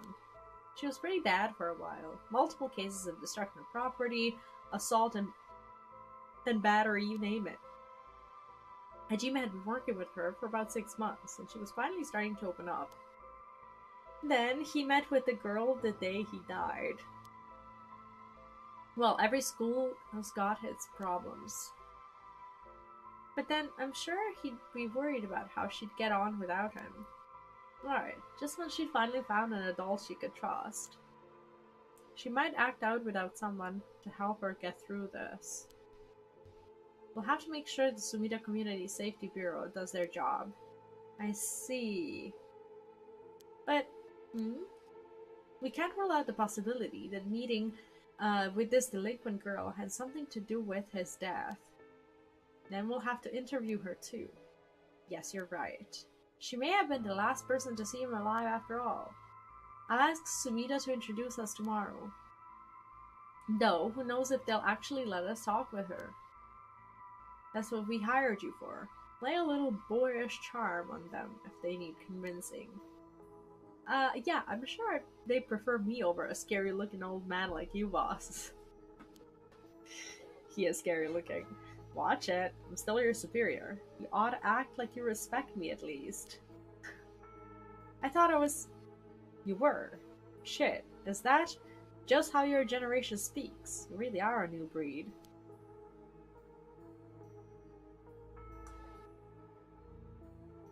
It's probably just me, actually. Ah, well, don't think you can get away with that with other people. So anyways, boss, were you even listening? We got quite a bit to look into tomorrow. First, the two Komagata High School cases that Hajime was handling. And we need to speak with his fiancée as well. I believe that's it for tomorrow. Okay, so we have notes on him. Body found in former Yasuda Gardens. Estimated time of death 2 days prior at approximately 11 a.m. Cause of death, acute heart failure, cause unknown. Signs of a struggle found at the scene. Efforts to locate witness underway. Body discovered by groundskeeper. Currently investigating the fiancé of deceased and 2 female students from Komagata High School that the deceased had contact with as persons of interest. Okay. Cause of death is interesting, isn't it? Time of death was around 11 p.m. 2 days ago, outside of the park's operating hours, of course. His body was found early in the morning yesterday. 11 p.m. the day before yesterday. What was Hajime doing out there at that time in the first place? That's the question, isn't it? The entrance to the park is closed after hours, but it's a small gate that'd be fairly easy for him to get through if he really wanted to. That would of course be breaking and entering, but what do you think, boss? Someone called him here, he came to hide something. I'm gonna say called him here. It's hard to imagine a cop like Hajime would trespass for no reason. And since it seems like someone else was here with him, could they have called him here?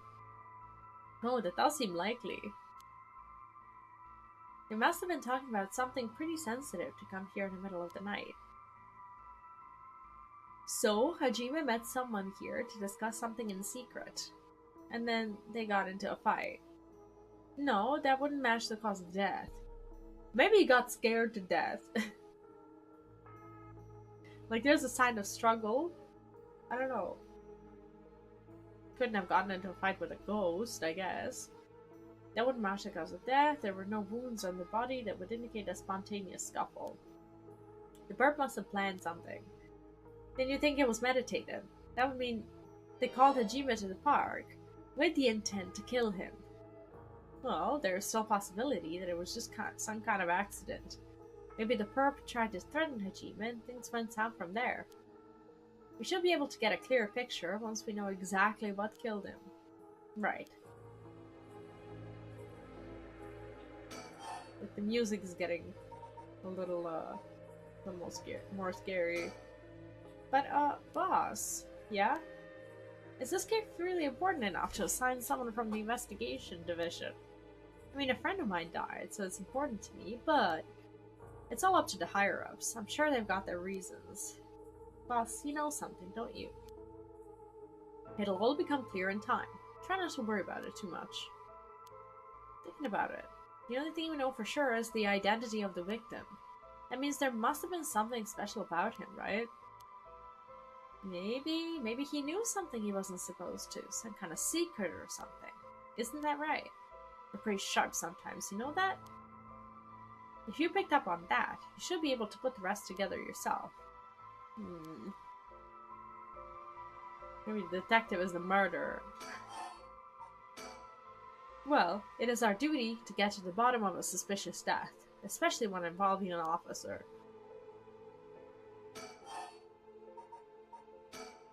But either way, I'm so glad you're back in the First Division, boss. I've always admired your work. You were like a god to me. You were the whole reason I became a detective in the first place. Aw, that's endearing. Yeah, about that. People have been saying that ever since you first entered the academy, but yes, that's because it's true. I couldn't believe you got transferred out of the first, just as I was assigned to it. So getting to work a case like this now, just the two of us, is a dream come true. Happy as I am to hear that. Well, how should I put it? What is it? If that's true, I'm not sure you've been showing me the appropriate amount of respect. Wait, what? Okay, there's something weird about this guy. But I do respect you. Don't tell me you're going senile, boss. That's exactly what I'm talking about. When you run your mouth like that. It's getting late. You must be sleepy.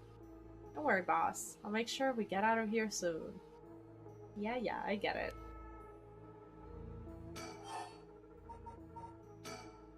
I've been wowed by your shrewd detecting abilities all day today. Really? Funny. I've been wowed by you too. On the topic of family, what is yours like, boss? The hell is wrong with you? Prying into my personal life all of a sudden. It's just, I've never heard you talk about them or anything. Are you single? Shut it. That's none of your business. Well, ever since I joined the force, I've been thinking. The department really pressures young officers to get married. What? Why? I wonder why that is. You don't say anything like that, though. How should I know? I caved to the pressure myself and got married 20-some years ago. Huh? So then... God, you're relentless. She took our daughter and left 4 years ago. Thanks for reminding me. Oh god, that's depressing. What did you do? Oh, I'm sorry. Can't believe she'd give up a guy like you. I was never home much. Too focused on work. I'd come home late only to get called right back out again. Plus, being a cop is dangerous work. I don't blame her for getting fed up with all that. How sad. Especially when you're out there putting your life on the line. Oh, is that why you transferred out of the first? It was already too late by then. You better be careful, Ario. You say that, but there's not much I can do, is there? That's the nature of our job. There aren't many who can really... What is he doing with his face? There aren't many who can really understand it, unless they're involved with police work themselves, or related to someone who is. But wait, you have a daughter, boss? You really think I want to talk about her after all that? Have some sense.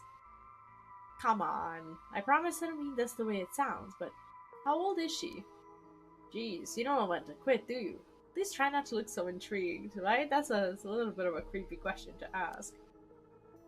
She's a bit rough around the edges. I think most men are intimidated by her.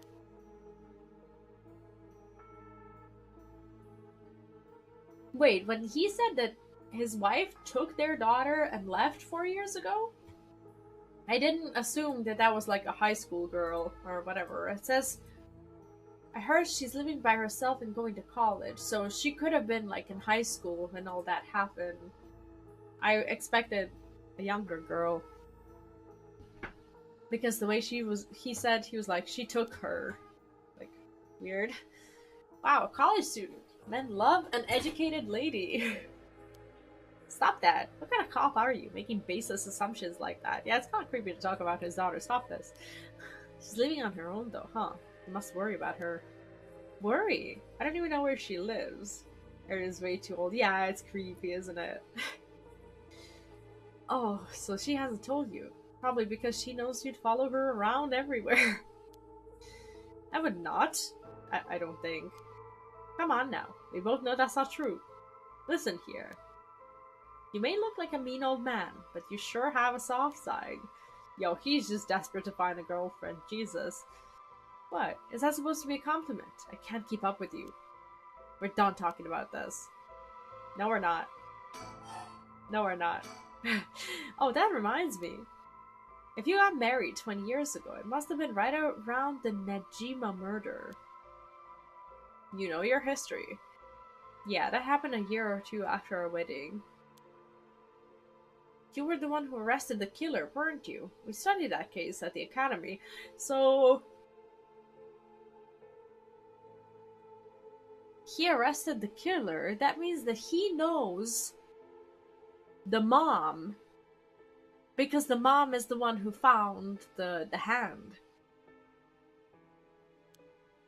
I was only in elementary school at the time, but I still remember people talking about some dangerous criminal getting arrested.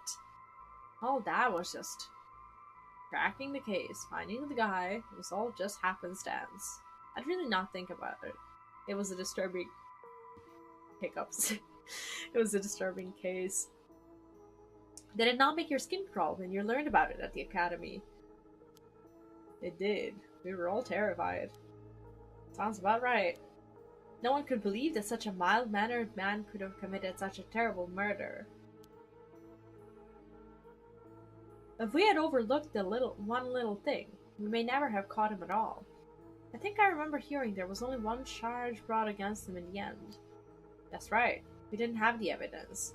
I knew there was no way such a meticulously planned crime could have been there first, but we may have stuck Fumichika Nejima in a cell, but it was no victory. He always had the upper hand. Upper hand, ooh, that's a weird way to say it. And all the damage he did to everyone involved, especially the victim's classmates. It's already been 20 years, huh? God damn it. This is why I try not to think about it. I'm sorry. I want to talk more about it. No, we can't. We have to talk about the occult. So all this occult stuff, have you heard about it, boss? What are you talking about? The Rite of Resurrection thing that everyone is talking about. No, not you two. I've been hearing about that shit everywhere. Oh, you have? That's surprising. Who cares what people are talking about? It's got nothing to do with our job. But don't you think with the occult stuff with this case feels, I don't know, realer somehow? The whole thing started right here in Honjo in Sumida City, so I thought that maybe... Cut it out. Nothing good can come of getting involved with that right or whatever or that record of fates. Sounds like you know all about it. Boss, are you secretly into the occult? Stop that, seriously, this isn't a joke. Oh, he's freaked out, I love this. I get why you'd be intrigued by something called the Rite of Resurrection after a buddy of yours died, but bringing the dead back to life, that's the stuff of fantasy. It's not real. Don't go hoping for miracles. Got it? Well, boss, I think that about does it. Right, let's call it for tonight. We'll see tomorrow. Oh my god, oh my god, oh my god! Oh my god. What is that?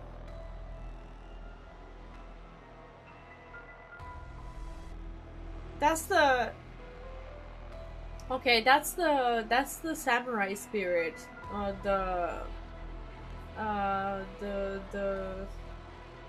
Is that the foot and the arm one?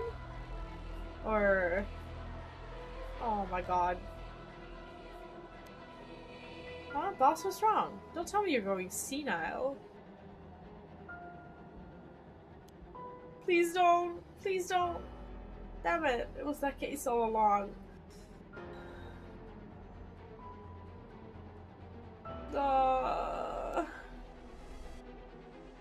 Boss, what is it? Is there something over there? Okay, so the boss is the curse bearer, right? Such deep sorrow or resentful memory is flowing into my mind. Kill them.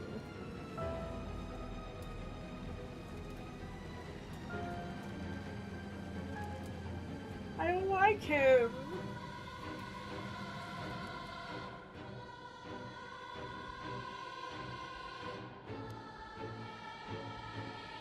I don't like him at all. Those who spread lies. Kill them all. You have acquired the power of the curse stone, the Evergreen Beach. You can use it to kill those who intentionally try to mislead you. Press the use curse stone button when someone lies to you. That's a real detective curse, huh? There are Furfur. Hello and welcome. What's up? How are you doing? An enduring superstition. Once upon a time in North... Oh, this is the tree one, right? That they thought that wasn't even a legend at all. A beautiful beech tree stood in the garden of Lord Shinden's residence, now known as the former Yasuda Gardens. It was so impressive that the house became known among the people as the beech residence. Somehow, no one had ever seen a single leaf fall from the tree. As rumors spread of the eternally green tree, it became known as the Evergreen Beech. However, this particular species of tree was actually an evergreen, and it was a miracle that it even became a legend at all. I see. Okay, so we've read that. I'm doing very well today, thank you, and glad to see you're doing fine as well. Have you played this game? Killed by hanging one who tries to mislead the curse bearer with false statements. He's disgusting. He deceived us with his so-called Rite of Resurrection. Man who tricked the people with his false dark arts swings from a rope. They thought the man had escaped the previous night. But oddly enough, he was found hanging in the garden of the daimyo's mansion that morning. The man, a local named Jikichi, was known for his kind temperament and skill in crafting Netsuke clasps. While life wasn't always easy, he was optimistic, the type to smile through whatever life threw at him. He was the kind of man who would take care of those who didn't have anyone else to rely on. The prosperity that the ukiyo boom brought must have been what fanned the flames of his greed. The old craftsman was found in miserable state, as if sentenced to some cruel fate. Perhaps he'd ended his own life, unable to bear the weight of his crime. But dead men tell no tales, and the people thought of him as a bad man, even in death. He hung there for days, till his neck stretched horrifically, a visage of pain etched on his face. It was clear he must have struggled greatly as he died, his flesh marked with dark scars where the rope wrapped around his whole body. The beech tree's leaves do not fall, and neither did the man's body hanging from it, as if the mansion's owner was not at home.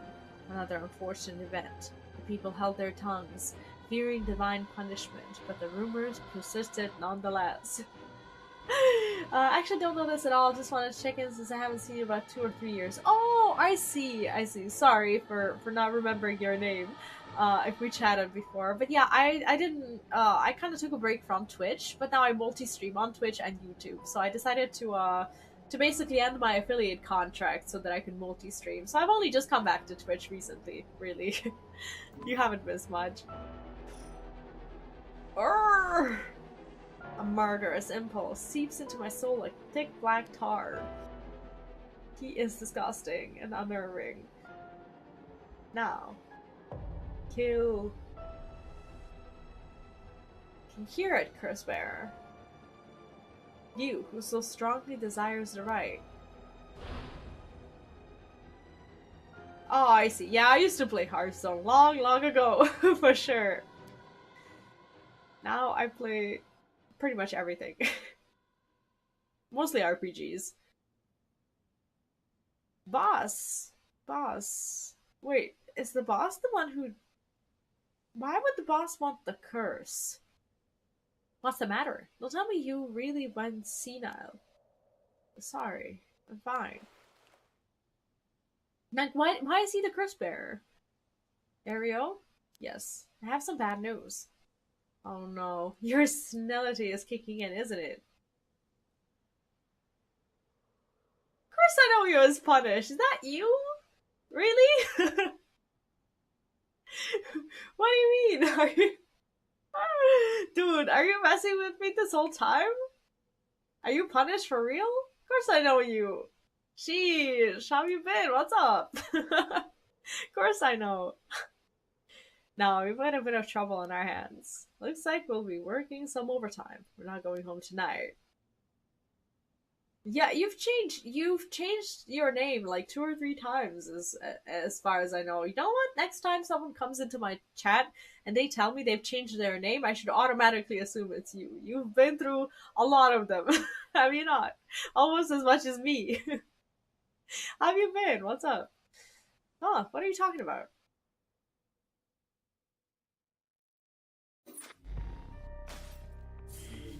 Well, damn. Okay, so now we know that he's the curse bearer, but we don't know why. Why him? I thought if anything, the young guy would be the curse bearer because he wants his friend back. Yeah, you were telling me a little bit about it last time that we talked, which was also a very long time ago. What's up? What's new? And what's the everything that's new? Tsusumi and Jun are sorting through the facts at the scene of Officer Hajime Yoshimi's mysterious death. Tsusumi denies the existence of the rite of resurrection until the cursed echo of the Evergreen Beach. Beach. Is this how I read this word? Since then, things change. Just like, yeah, it's like someone asks you, like, what's new, and you're just like, well, my whole life is new. Yeah, I know the feeling. Echo of the Evergreen Beach appears before them.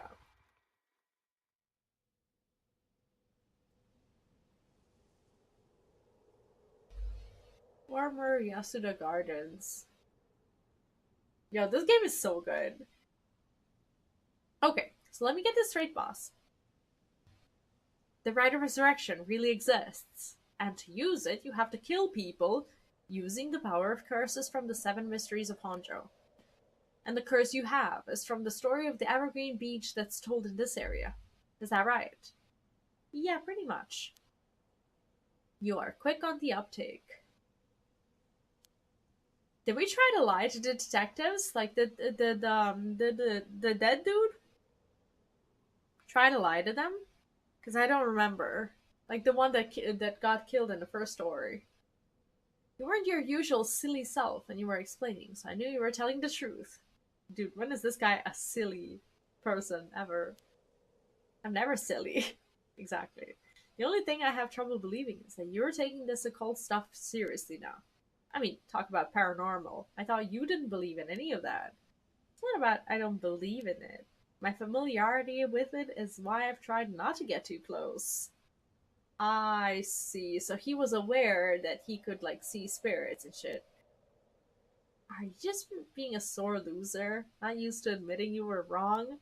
Oh, shut up and listen to me. No point in trying to tie things anymore.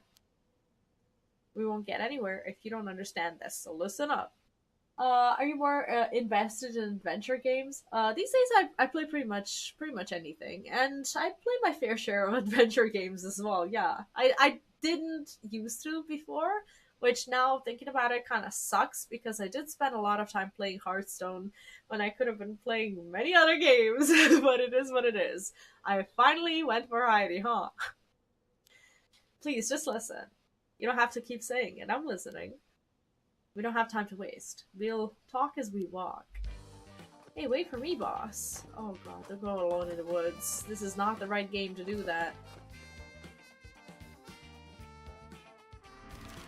Okay, so he gets to go to the bridge. Only. Ryo Goku Bridge.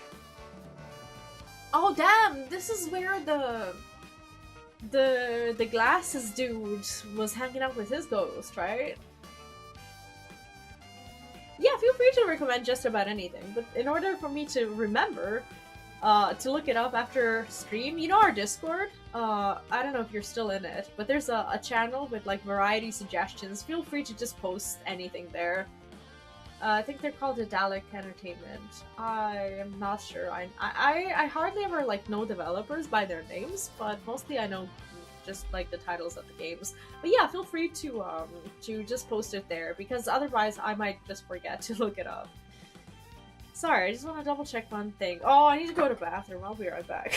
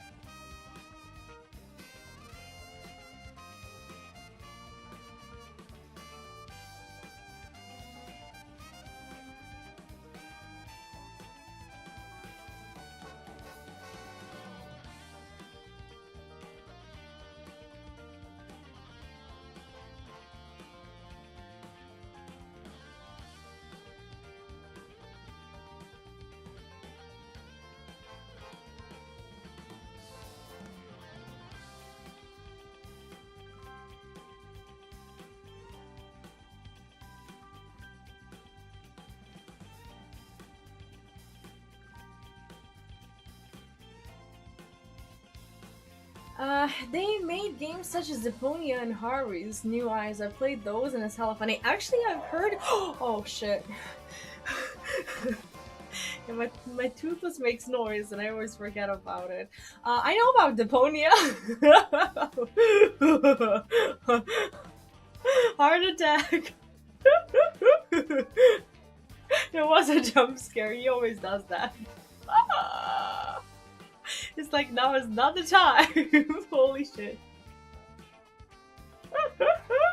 Otherwise, he just like sits very comfortably on my shoulder, but sometimes I lean on it and it makes so much noise. And now I'm on edge because of this game, and I'm just I can't take too much.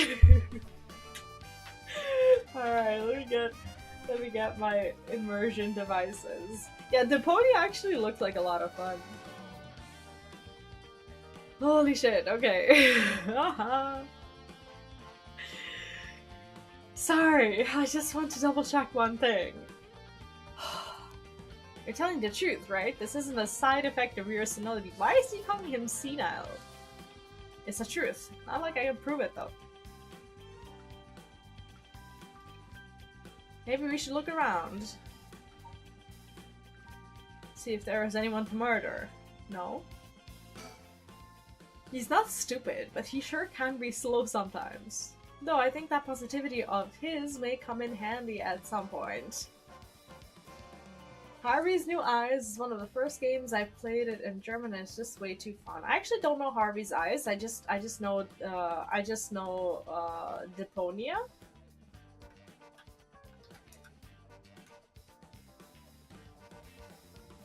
I don't know much about it. Though I think the positivity. Okay.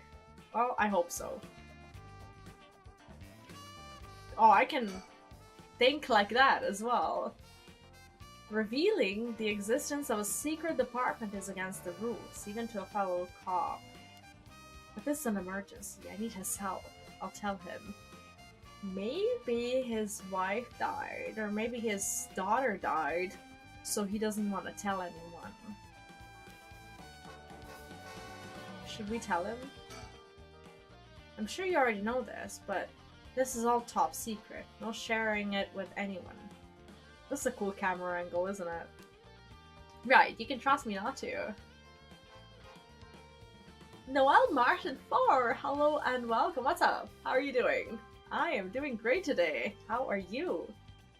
You trust me not to. But no, I just can't believe it.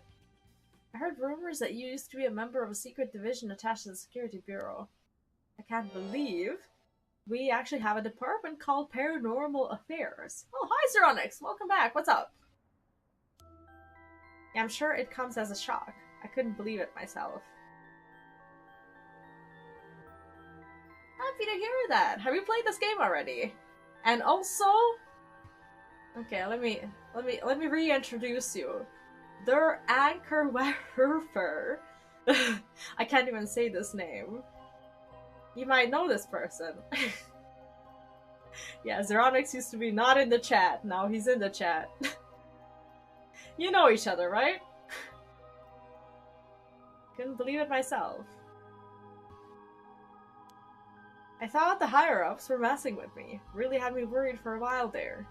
No, this is incredible. That's the whole reason I became a cop. I was always fascinated by secret agencies and stuff. Are you serious? By thinking about it, it totally makes sense. If curses and spirits really do exist, then of course we need a special department to protect citizens from them. You seem to be too eager to believe all this. And hang on, I thought you joined up because of me. Come on, boss. Do you only have one favorite food? You can like more than one thing. Yeah, whatever. Yeah, we have Mr. Lemon, or should I say Punished, in the chat, but he's gone radio silent. Maybe he's like, what's Zeronix doing in the chat? In any case, the official stance is that the supernatural doesn't exist, so Paranormal Affairs operates in secret. I see. Still not sure why they stuck me here. I stream about 4 times a week or so. I've actually only recently come back to Twitch. I'm mostly on YouTube as well. Oh, I missed you. Oh, I love seeing this love in my chat. Of people who haven't talked in like 2 years. Still not sure why they stuck me here. Those 4 years, I worked nothing but cases involving the supernatural. Okay, let's see. Oh god. Although officially called the Tokyo Metropolitan Police Department, Security Division, Special Security Unit, Paranormal Affairs Bureau, it's more commonly referred to simply as Paranormal Affairs. Only a handful of people know of its existence, even within the police force. As the name suggests, it specializes in the investigation and resolution of cases involving paranormal phenomena. Since the existence of paranormal phenomena is not public knowledge, nor is it readily believed by the general population, the Bureau's activities are conducted in the utmost secrecy. Currently, there are only 5 members. Oh, they're really understaffed, huh? Including the chief. The Bureau has networks of psychic contacts across the country who assist with their cases, including Mio Kurosuzu. Oh my god, Mio is the little girl, right? How is she involved in all this? The Bureau undertakes investigations into any suspicious stories that cross their desk, though the vast majority turn out to be hoaxes. Due to the sheer volume of cases, close-lipped, experienced detectives without paranormal abilities of their own, such as Tetsuo Tsusumi, are sometimes assigned to investigate. The current chief of paranormal affairs is a man named Kuru Nakagoshi. He was born to a family of psychics. Oh, that's not the boss, right?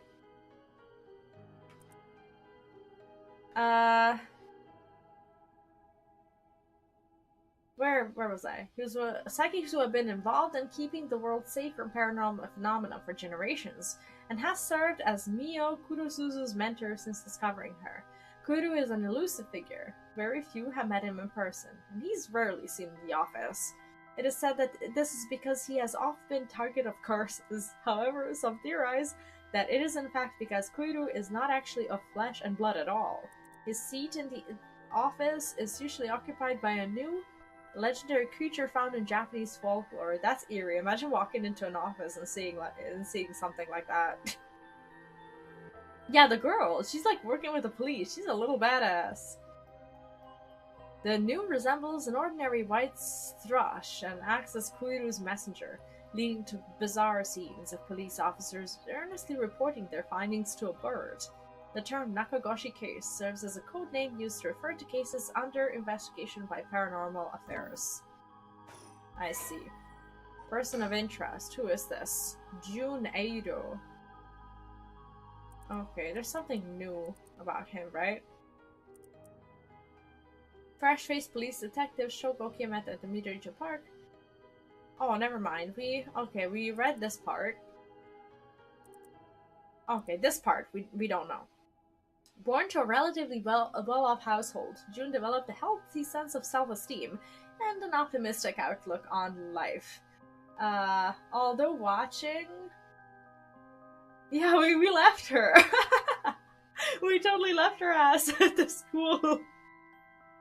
What have I done? Detective series as a child instilled in him a desire to help those in need. It was the sight of Tetsuo Tsusumi, who was in charge of investigating a case June was involved in as a student, that truly inspired him to become a police officer. While June still maintains a strong respect for Tetsuo, he also gets much enjoyment out of making casual pranks to get a rise out of the veteran officer. As an adult, June continues to hold on to the faint hope that the world is as he pictured in his youth, a thrilling place in which superhuman heroes do battle against secret evil organizations. He attended the police academy with Richter Kai, who's now they're school buddies. See, everything's coming together. Who's now a private investigator. The two initially became friendly when June found Richter holed up alone in the reference room, scouring over old crime data, and invited him to go bowling, a popular pastime during his era. And Tatsuo... Have we read this at all? I don't think so. The gruff police detective... No, we have, because when, what's he called? Okie? Shogo Okie. We read his first part of the story. Rather than sitting behind a desk, Chief Inspector Tsusumi always worked in the field as he moved his way up to the police force. Behind his stern face lies a compassionate man ever prepared to help his fellow officers. That same attentiveness to his work and colleagues, however, cost Tetsuo his marriage, several years ago. Tetsuo has a penchant for candy and desserts, while he tries but fails to conceal from other officers at the risk of appearing soft. He delights in buying local sweets wherever he is sent to investigate a case, and would often volunteer to be dispatched to distant locations to acquire them while he was with the Paranormal Affairs Bureau. He is also surprisingly knowledgeable about current trends, a trait he puts down to investigation-related research, but he's actually spurred by his wish to have something to discuss with his daughter. Aww. Aw, that's adorable. No, I don't need any work, thank you. Alright. Here we go.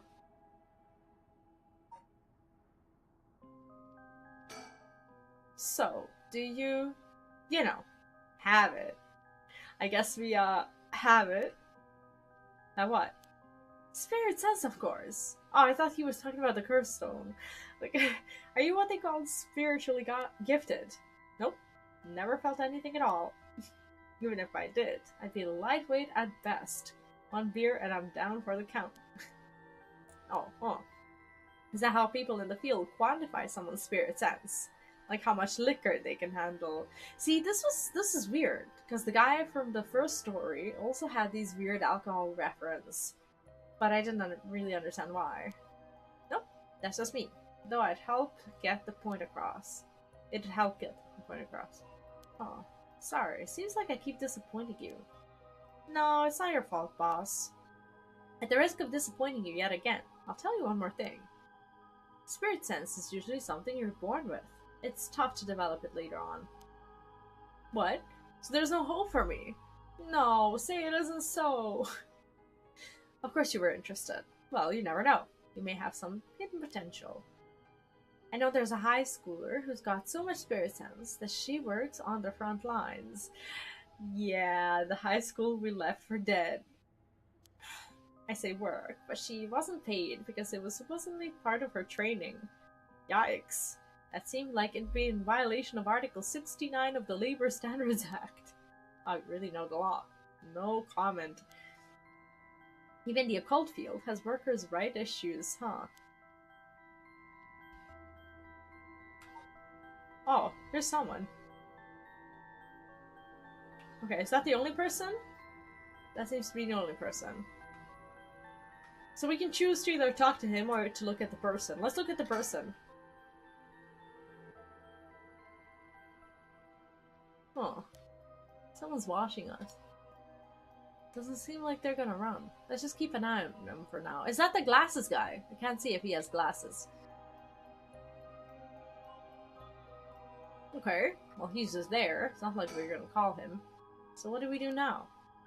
We got this rite of resurrection, and the curse echoes of the 7 mysteries of Honjo. The curse is being spread out around the city. Is a bit of an emergency. Is that bad? I'll put it this way. It's like handing out guns all over town. Geez, that's real bad. It is. So we need to find the source and put a stop to it before something terrible happens. Usually that'd be a job for Paranormal Affairs, but I talked to them on our way here. The main team is tied up till tomorrow night. So they told me to deal with it myself. Said it'd be fine, since I have some experience. Aw, what? Then that overtime you mentioned means, yep, you're gonna help me. Partner. I bet that's all he ever wanted, huh? Oh god, that scared me. Alright, let's do this. You seem a bit too eager to dive into all this. You literally have no reservations working a case you know nothing about?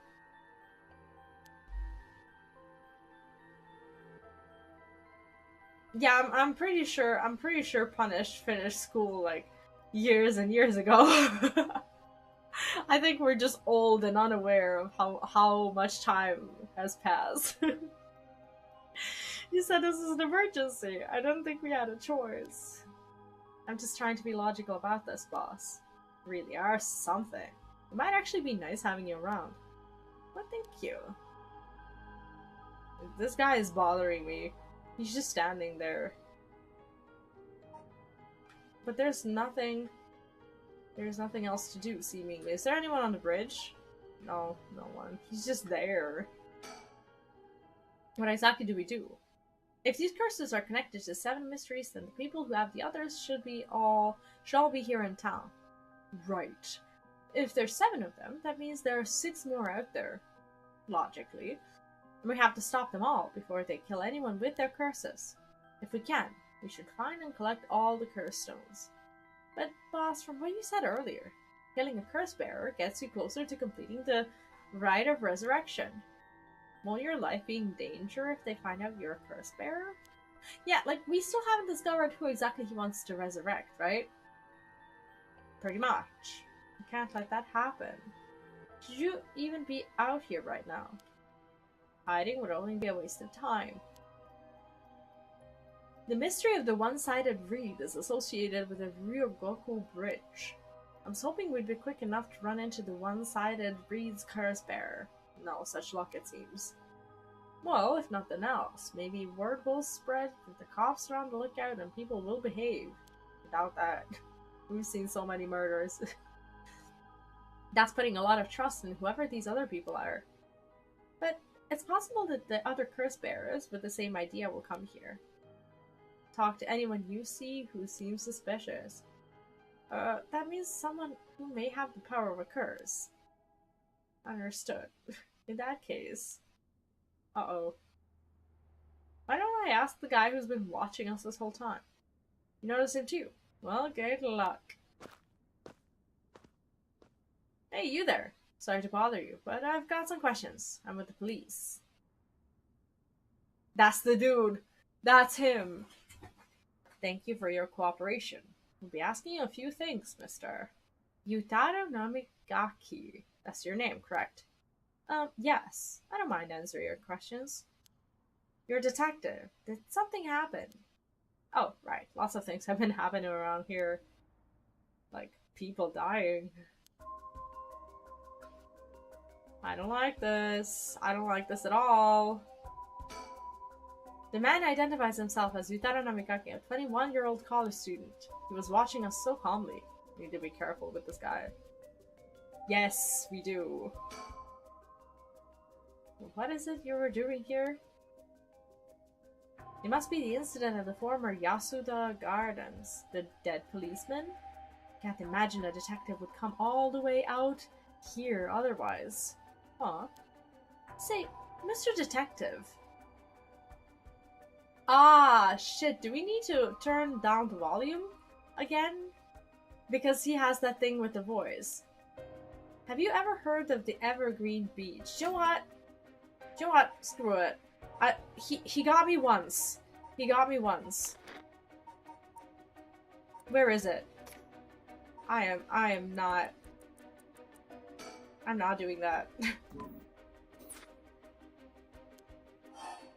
Answer my question. The 7 mysteries of Honjo, right? He's the guy who wanted to like have chats, right?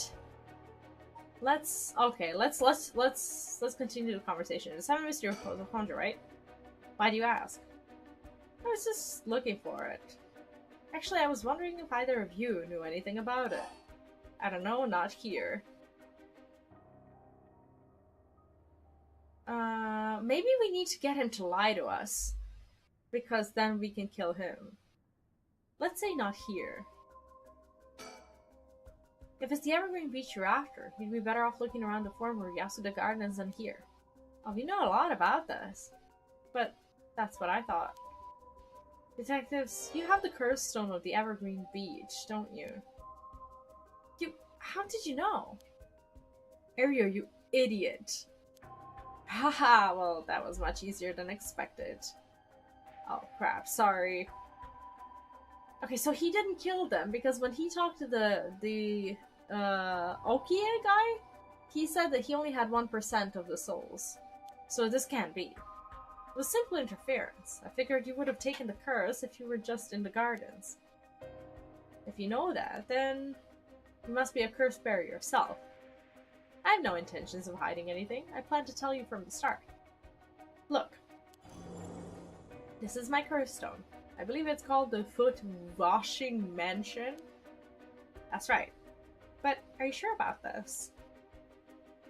I'm not so rash that I'd kill someone as soon as I found out they were a curse bearer. Not without talking to them first. You're the same, aren't you, detective? You wouldn't use a curse on a normal person. Let's speak as equals, shall we? No. I would, like, kill him straight away. Because he said that he wouldn't kill a curse bearer. He lied. He lied. And I pressed the button again without thinking. This is not fair. It pops up and it doesn't even give me time to think. It's just like, use the curse, and I just immediately press it. I should have thought about it. Boss? Sure. We gotta resolve this amicably too. I used it! What do you mean? Oh, never mind. I guess he calmed us down. If this were a normal case, I'd be fine letting him take the reins. But curses are involved here. I shouldn't take over. Okay, so he basically... he got us to stop, somehow.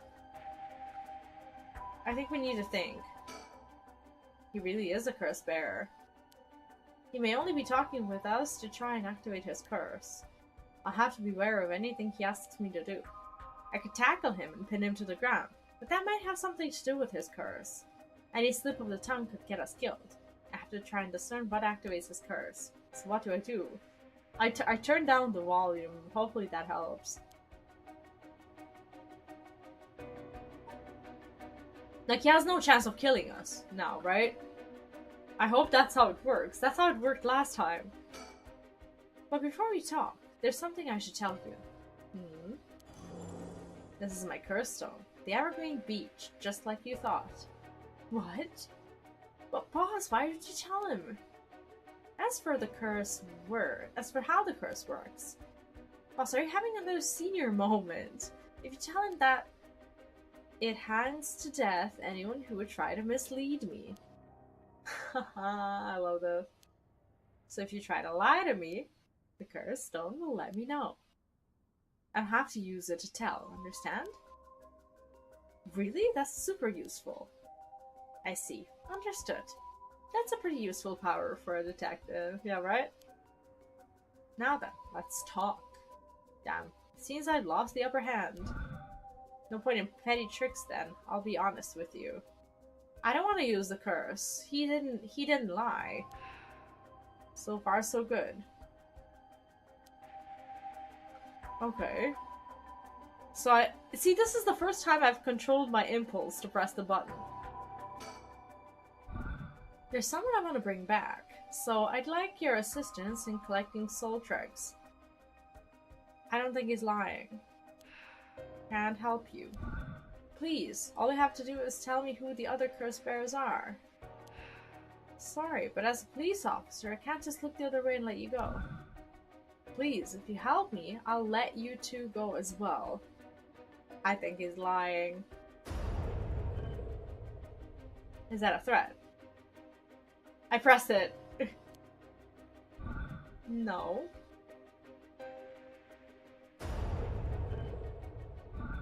It's your final warning. No, I have the volume turned down. You can't hurt me. My curse, the foot washing mansion. Did you really think you could escape it just by being careful? It didn't matter to me which of you was the curse bearer. I'll be taking both of your soul tricks anyway. No, that's not true. Wait, Namigaki. The foot washing mansion is a powerful curse. It's so simple to activate. It's ready whenever I need it. There's no escape from the voice of my feet. Ariel, get out of here. Hurry. I'll find you later. What? Okay. Too late. Hear the voice of my curse echo. No, that's not possible. I turned it down. I refuse to believe that this is happening. Ugh, the voice of his curse echo. I think I lived. I think I live. Ha! Why isn't my curse echo working? Because we smart. That's why. Impossible. This has never happened. What's happening? I don't hear anything. Huh? Ario, now! Grab him! Right. Namigaki, get down! Damn it. Boss here, his curse stone. Good work. Give it to me. Curse stone acquired. The foot washing mansion. How do we now have two curse stones? Is this guy gonna win because I knew this? Damn it, why? What do you think, boss? Should we lock him up? I haven't even touched you. You can't consider that assault of a police officer. Let him go. All we need is a stone. How could this happen? My rite of resurrection. Give it up. The rite was too good to be true from the start. I don't know what happened to you, but you'd be better off mourning whoever you lost the right way. Now get out of here. Damn it. I think we survived because of us. Phew, that was a close one, huh, boss? Could probably be dead if he had activated his curse. Yeah, I'm not sure what, but something stopped his curse from... Aha! Boss, are you okay? Does having another curse stone hurt? Yeah, the curse from this one is flowing into me too. Oh no, we made a detective OP. I saw what activates the curse of the wood-washing mansion, and the resentful memories bound to it. I see. I always thought this was one of the stranger of the 7 mysteries. Now I know why. This sure is something. What did you see? Let's save that for later. All you need to know for now is that it's a particularly powerful curse. We're lucky we took it from him quickly. Okay. We have the wood-washing mansion. We read this, right? Oh, we actually didn't read this. A resentful memory. She was an accomplished onmyoji. Alas, she did not use her talents for the good of the world or the people, but for her own selfish pursuit of beauty. After a fierce battle, the woman dragged herself through the streets. It was like something had gnawed away at her body. Will I die? I've already obtained what I needed. As long as I have this... Suddenly a terrible realization dawned on her. Her legs wouldn't move. She fell to the ground. What was happening? Surprised, she looked down. Her foot, once so beautiful and delicate, had grown ulcerated and rotten. He got her. She was on the verge of death and covered in filth to boot. Crawling to a nearby house, her breath caught in her throat. The curious residents opened up, but recoiled from what they saw. My foot is so filthy. Someone, please, quickly. The woman expired while mumbling something untangible, and so ended the life of a woman consumed by evil. Well, that makes one stone. Where do we go now? We'll visit all the places associated with the mysteries while it's still dark out. You mean, we have to do all that over again? I hope they aren't as aggressive as him, but people will do crazy things to bring back someone they love. It seems that the hatred the cursed stones are imbued with makes people more willing to kill. Really? Then what about you, boss? I'm fine. I may not have any spirit sense, but I'm tough when it comes to this stuff. That's why they love me in paranormal affairs. So you are spiritually gifted after all. Alright, let's head to the next place. Well, we want this one. Amazeballs. So now we're here. And for some reason, we are able to continue this story. I think this is the only one that we can continue. Tsusumi and Ario decide to collect the cursed stones as soon as possible, before they become the cause of an unprecedented tragedy. The two obtain the foot-washing mansion from Yutaro Namigaki and head to their next destination. I think this is the only one that that we didn't fail, so we can do it. Or I don't know how it works. It's bizarre.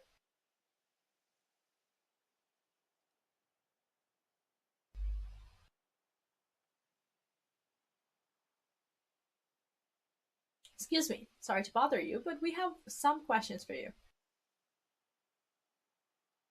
No, this is the lantern person. What? Are you with the police? I haven't done anything. Don't worry, this isn't an interrogation or anything. We just want to talk. You're Hideki Araishi, right? An historian. We know who you are, so this won't take long. But since we saw you here, we'd just like to ask you a couple questions. Well, let's get it over with. I'm a busy man. From appearances, it's hard to imagine this small, bookish, well-spoken man being very dangerous. But in this day and age, you never know. I should be careful. Yes, it's the guy with the creepy smile. He definitely should be.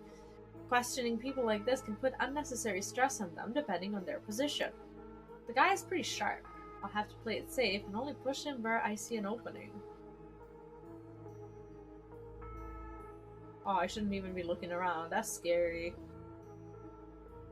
Oh, let's talk to him. What were you doing? Now, Mr. Irishi, what were you doing here at this time of night? Doing research, of course. Day or night, information never sleeps. That's an admirable philosophy. You know, your research has been quite a talk around town. What was it they were saying? You discovered something about some book? I think it's the Record of Fates. I can't remember. I think it's this one. The Record of Dates, the Book of Dates, the Scroll of Dates. The Scroll of Fates, the Book of Fates, and the Record of Fates. I think it's the Record. Right. I found some kind of ritual in the Record of Fates.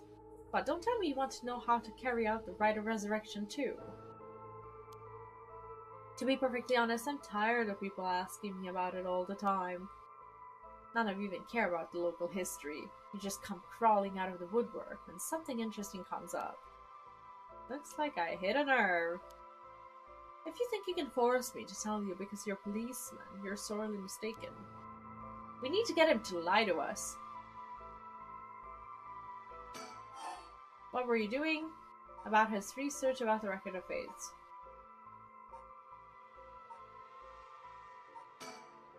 This Record of Fates, where did you get your hands on it? The storehouse of an old private residence in the city, just as the public was told. I'm unable to be more precise due to an agreement with my informant. Was the research you were doing just now also related to the Rite of Resurrection? Oh, yes, that's right. What exactly were you looking for? I have no reason to tell you that. You wouldn't understand anyway.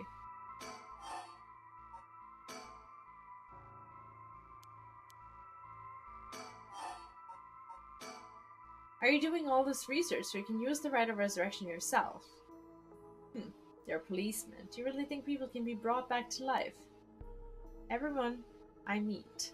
Pitiful. Aw, so you don't believe in the rite? Whether it's real or not has nothing to do with my research. That's probably not true. Such things are better left to the occult freaks. Or so I thought. Things changed. It has become necessary for me to pursue the rite. So now I pray that it is real. Oh, maybe this was before he came to the high school. What changed? I'm sure you can imagine. The funds for my research. I receive a large amount of funding for seeking the Rite of Resurrection. And if I find it, I receive a sum so great that I'll never have to worry about money again. That means someone is sponsoring your research. Is that right? So what if they are? You have no idea how hard we work to secure funding for our research. I have no interest in teaching those children. That's true. Listen to me. I'll tell you one thing. Those experts you see writing provocative books or spouting nonsense on TV just to try and get popular, all of them are just trying to get the money they need to do their research. And how popular the occult is. Saying something even remotely spooky can lead to big money. What? But I bought your book! The pursuit of the unknown begins first and foremost with belief. I was so inspired by that bit. I do appreciate your patronage. Unfortunately, however, the occult is not my true interest. And the fate of the unknown is to be destroyed by thorough research and deep consideration. I don't believe him. No way, I can't believe it. You're surprisingly innocent. No, he's not. He says he's a local historian, but supposedly he knows more about the Rite of Resurrection than anybody. The fact that he's here at this time of night, it's plenty possible that he is a curse bearer. But how did he become a curse bearer is what we don't know. Is there anyone unsettling? No. Let's ask him again.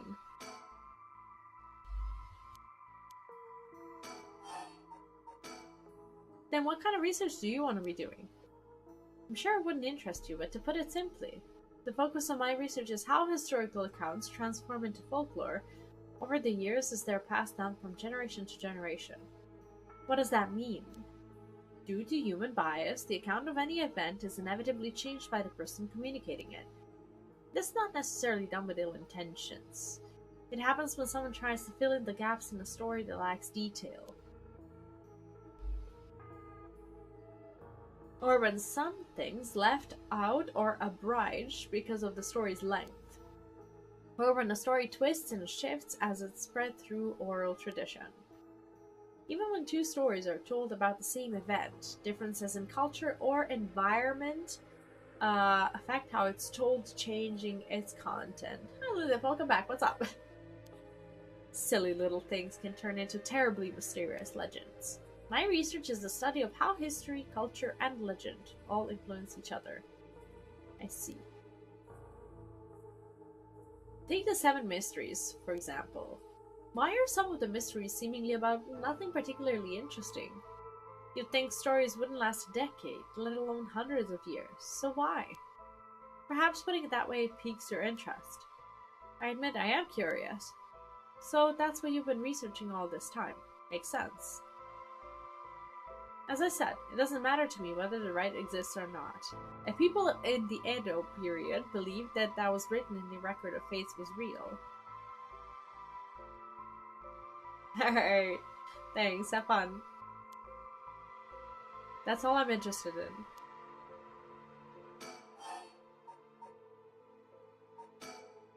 Well, in that case, I think I might have a guess as to what it is you were looking for. 7 mysteries, soul drugs. If we say soul drugs, is he gonna say no? What? Damn it. You know all about that then. Calm down, no need to get so defensive. Show the cursed stone, hide the cursed stone. I don't know what his power is. I think I'm gonna die. Let's show it. We both want information, right? Why don't we have a nice friendly chat? A curse stone! You're a curse bearer! A leaf. It's the evergreen beech then. Yep, will you show me yours? This is mine, the ever-burning lantern. Interesting. Reveal curse details, hide curse details. I should hide it. I won't mince words. I'd like to confiscate your cursed stones. Excuse me, you may be a policeman, but you have no right to do that. The police are aware of how dangerous the stones are. I could arrest you under Article 1, Section 2 of the Minor Offences Act. Or you hand it over and all you lose is your secret ability. Think of what would happen to all your research if you were arrested. I call your bluff. The stones can never be used as evidence. If you want it, you'll have to take it by force. How do we do this? I find it hard to imagine that an officer of the law would use a curse on a citizen. You can't touch me, which means I have no reason to continue this conversation. Sorry, I'll be taking my leave here. I think we failed. Hey, stop! Oh god, he's so fast. Sorry, boss, he got away. Oh, we're dead. Incomplete. What the?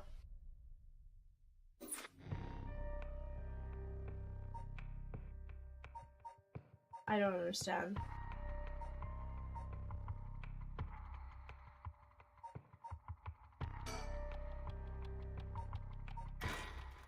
Maybe we can now continue this?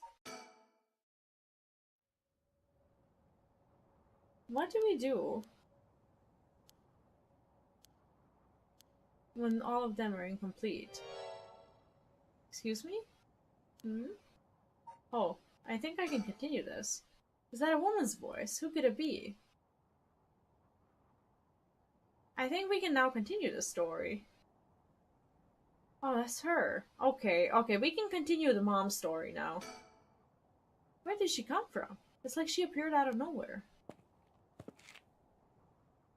I didn't mean to startle you. I'm terribly sorry if I've gotten the wrong people, but would you happen to be curse bearers? Excuse me? Curse bearers? What's that then? It means someone who's gathering souls for the rite of resurrection. You have heard of the rite of resurrection, haven't you? Everybody's talking about it. Color me intrigued. Call to tell me more, miss. What's your name again? Oh, silly me. I'm Ayame Tono. Okay. She says her name is Ayame. Yes, she's around 20. She must be brave, walking around alone this late. Or maybe there's more to it. She doesn't have a curse, does she? No, she's working with the other guy. He's hiding above, but I can sense that he's got his guard up. Could there be more to this girl than meets the eye? I should ask her what her deal is. There's more to the rite of resurrection than meets the eye, you see. So the best way to collect soul dregs is to kill other curse bearers. And that's about the size of it. I hope it wasn't too much to follow. No, I think I got the gist. Funny old world we live in, huh? So are you saying you're one of these curse bearers? No, well, not quite. It's complicated. I'm not, but Yutaro is.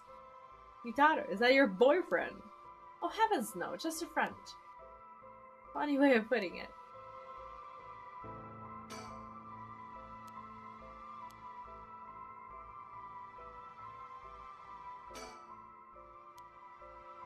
We already kind of asked her. So where is this Yutaro now? Well, about that, he's not actually a curse bearer anymore. He's more like a former curse bearer. Oh, I see, so we changed his circumstances. Former? How so? I don't really know the details myself, but apparently he lost his curse stone. Typical, right? He makes such a show of being a top student, only to flunk where it counts. So now I'm out here looking for curse bearers myself. If you want something done right... I don't understand. Why was she... That must be it. She must be half of the young couple Richter mentioned. But she isn't a curse bearer herself, and her friend has lost his curse stone. Neither of them will be of use to me. Well, why is she here then? So anyway, might I ask you why you thought I was a curse bearer? Oh, that! I'm terribly sorry, I was so rude. I saw the two of you out late at night, and I suppose I made assumptions. Gotcha. Sorry if we gave you a wrong idea. Out of interest, what was your plan if we did turn out to be curse bearers? Great question. And the answer is, I was going to ask you very nicely for your curse stones. And you thought we'd have given them to you, just like that. Well, maybe not. But you know what they say, you never know until you ask. This girl is weirdly nice. It's creepy. You must really love your boyfriend if you're willing to try something that risky. Oh goodness no, we're just friends. My life doesn't revolve around him, you know.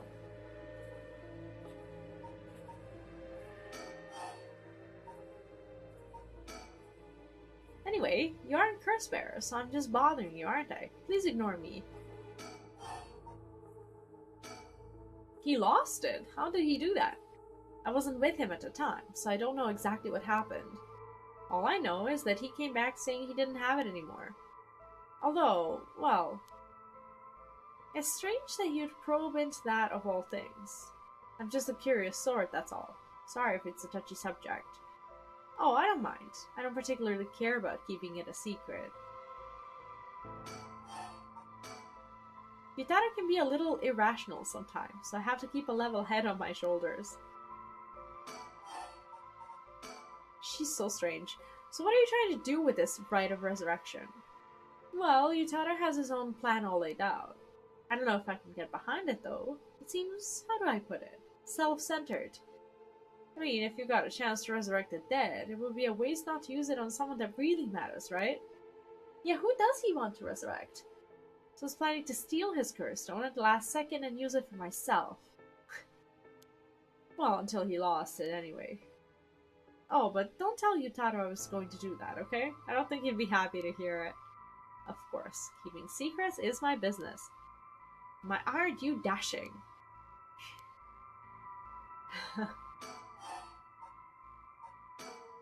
Sounds like you really have your heart set on this right. What were you hoping to use it on? Do you promise you won't laugh? Cross my heart.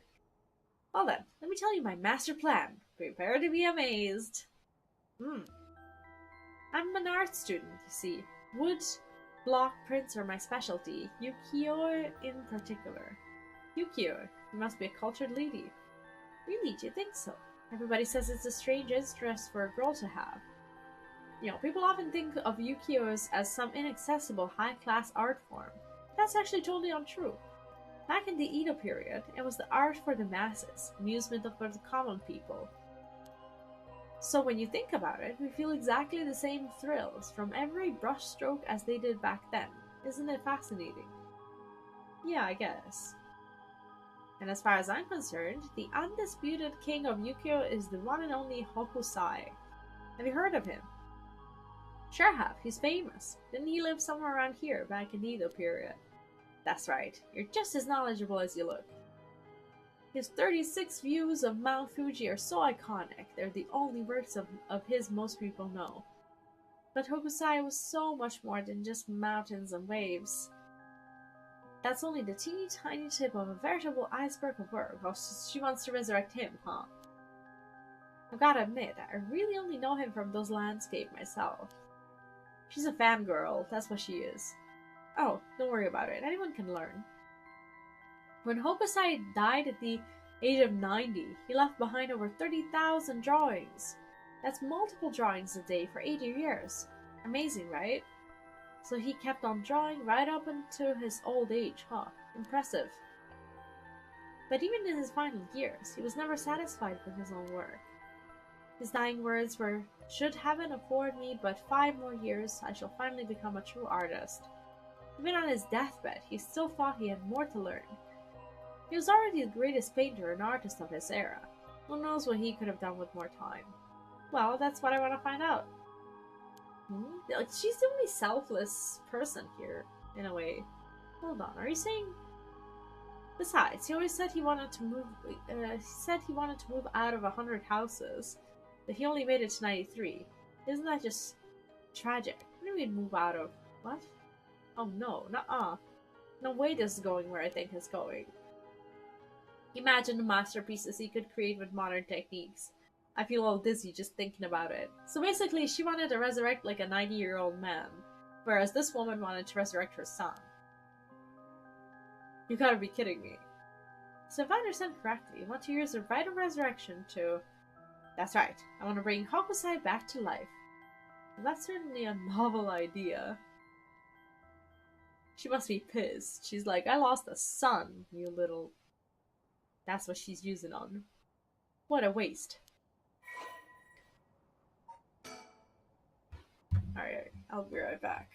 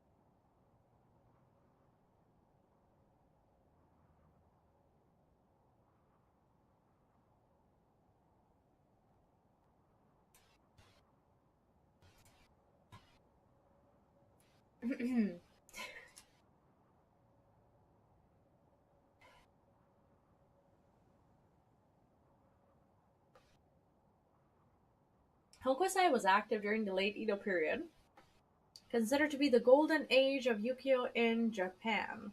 So he was like 90 years old. He's lived. Born in Honjo, Hokusai spent most of his life in the area now known as Sumida City. Among his most famous works are 36 Views of Mount Fuji and the Hokusai manga. Hokusai was a prolific artist from a young age and has left behind a wide variety of works, producing an estimated 30,000 pieces during his lifetime. Though the general popularity of Yukio declined during the Meiji period, Hokusai remained a core figure at the center of the Japanism movement, providing inspiration for countless artists around the globe. Despite his fame, Hokusai himself was said to be rather indifferent to money or decorum, and lived a life that quite appropriately resembled that one of the whimsical and otherworldly senses often depicted in Yukio. Though he went by many names, in his later years he took on the title of Gakyo Rojin Manji, or the Old Man Painter. Hokusai lived to be 90 years old, and never lost his passion for art. She's gonna want to kill her. Gosh, is that the time? I should be going. I need to get my hands on a curse bearer before daybreak. Sorry for flagging you down out of the blue like that. Best of luck.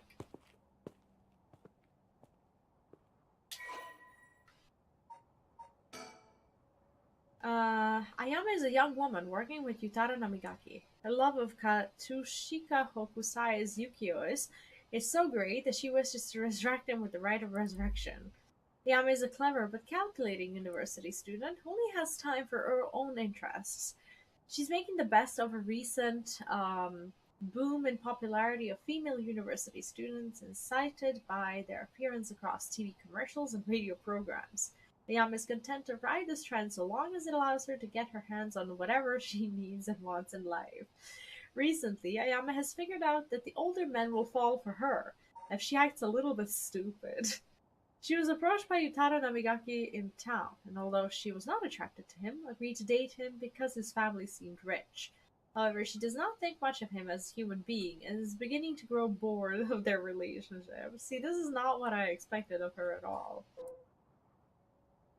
Yutaro is an elite student at a prestigious university. He lives off the generous allowance he receives from his parents, who are both prominent local figures. Although Yutaro has lived a charmed material life, emotional neglect at home has caused him to develop a spoiled, egotistical streak. The only kindness he knew growing up was from his family's maid, and he still fondly thinks of the plain rice with butter they used to enjoy together. Precious indeed. Well, there goes trouble. If we're going after cursed stones, we should keep an eye on her, too, if we can. Why do you say that? Before she left, she wished us the best of luck. She's got at least an inkling that we're curse bearers. My. There's a good chance we'll clash sooner or later. We're after the same thing, after all. You head on back to the mansion, ma'am. I think I'll tail her for a while. So where did he follow her? Okay, these are all, I think, paused. I think this is the only one. No more curses. Haruo has received multiple reports about other suspected curse bearers. Although concerned about Ayame Tono, who's apparently also after the curse stones, she entrusts Richter to continue his investigation.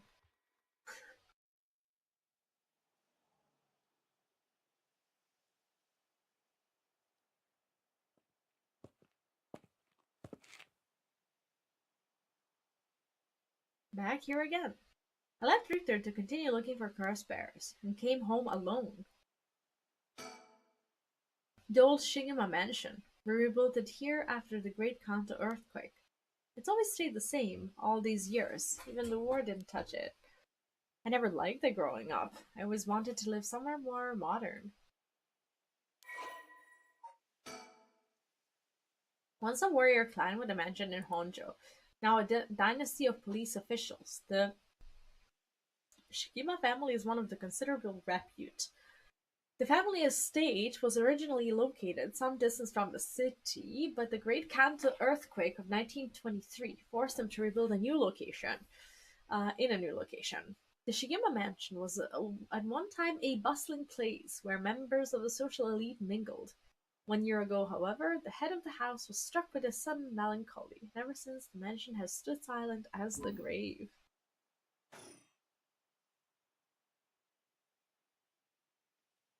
There's something there. Oh, this is the... Okay, the mockingbird. Okay. You can hear the wind rustling in the trees. I think she's the only one who can collect birds, right?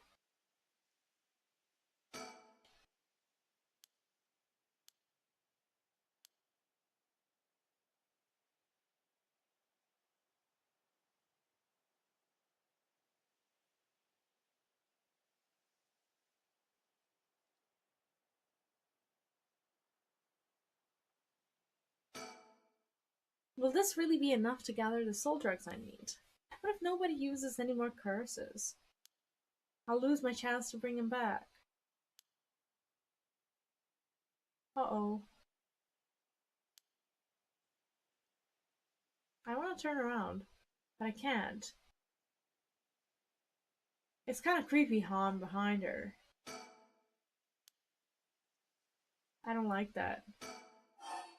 Go inside, wait here.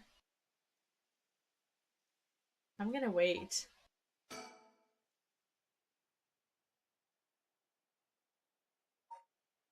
I don't really want to go in. I think we have to.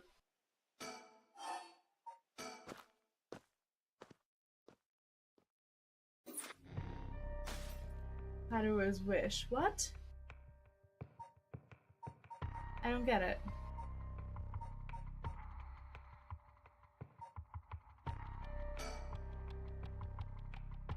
I don't understand what happened. Start from school gates. Okay, so she went in, and that was that. I don't understand.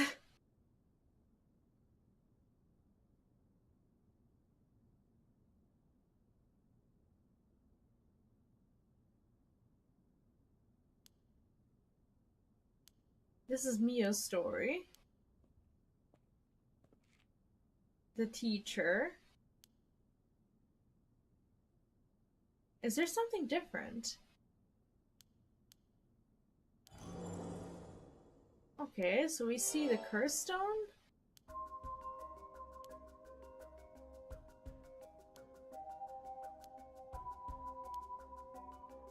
I don't know if something had changed.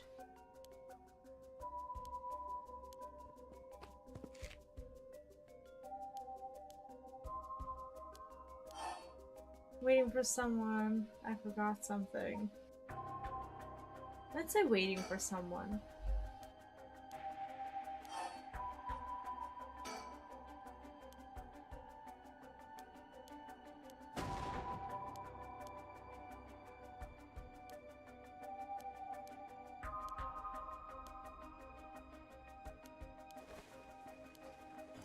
I don't understand what I'm supposed to do now.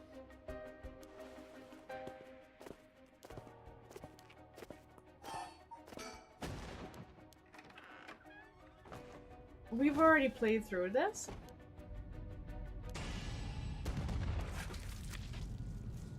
And she dies, but I don't know why.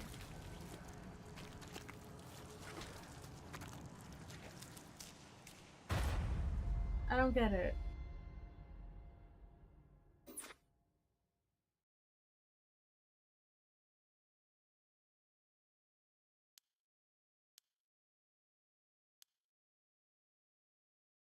So she can't escape him unless someone takes the stone from the guy. So the story's incomplete. Maybe this is what we need to do. Maybe we somehow need to take the stone from him. What were you doing? I think we might have a guess as to what it is you were looking for. Let's say cursed stones. What? Know about it. I'm down on need to guess so defensive. Show cursed stone, hides cursed stone. Let's hide it. We both want information, right? Why don't we have a nice friendly chat? You may say that, but I don't trust you. Perhaps you already learned about curses. Perhaps you want to take my power away from me.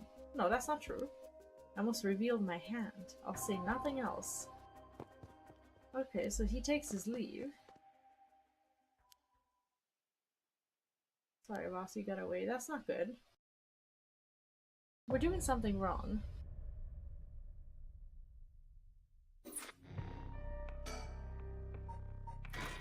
We did something wrong.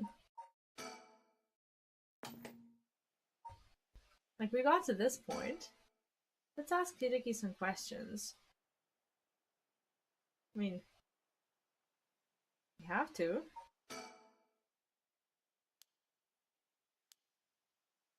Maybe Rite of Resurrections. But there's no such thing. Let's ask about the seven mysteries. I'm surprised you know that. There's indeed a theory that the seven mysteries of Honjo began because of the Rite of Resurrection. Well, my theory. Unraveling the seven mysteries may reveal the secret of the rite.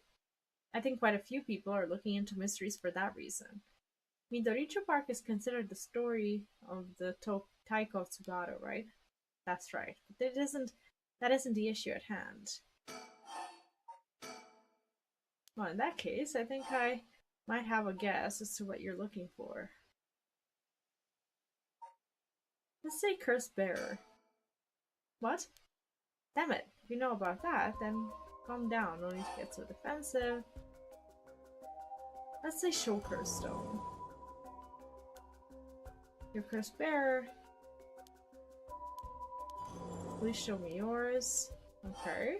Reveal curse details. Let's try to reveal. I'll tell you this for free. The Evergreen Beach comes from a man who has time for spreading false rumors, but the accusations against him were unfounded and he died cursing those who deceived him. So that is the resentful memory held within the Evergreen Beach. The memories of the seven mysteries are truly fascinating. If only I could collect them all. Do whatever you want, but you should know something. The stone of mind lets me curse anyone who tries to mislead me. What? But... So don't try and lie to me, I'll know. You would curse a citizen, and you'll call yourself an officer of the law. That all depends on you. I don't want to use it if I don't have to. What is it you want? The curse stones are dangerous. I'd like to confiscate yours. Excuse me, but my right. First, let me ask you one thing. You haven't used that curse, have you? No, of course I haven't, I swear. Has he used it? At this point, was this before or after the high school thing? I don't think he's used it. I see. Good. Now, why don't you hand over that stone?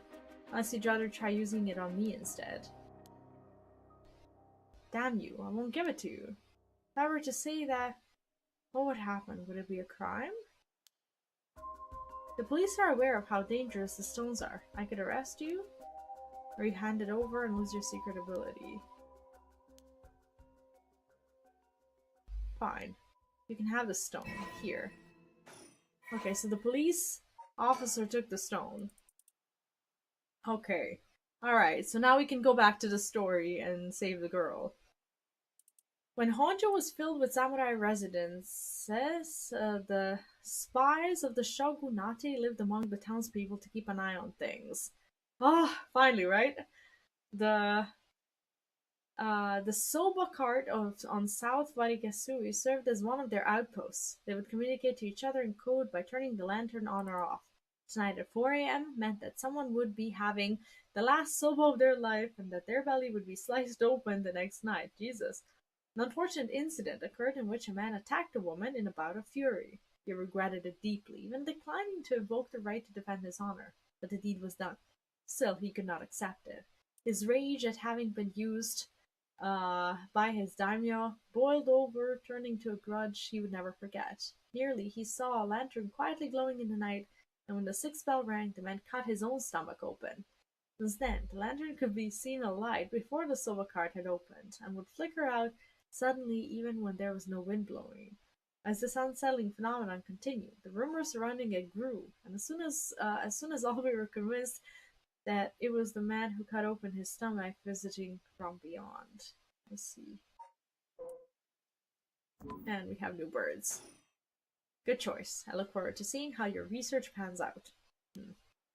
Right. Would you tell us something you know about what's been going on? If you help us out, we'll give you all the information we've gotten after we solve the case. What do you say? In that case, will you tell me all about the resentful memories of the seven mysteries? I believe they're the key to the secret hidden in Record of Fates.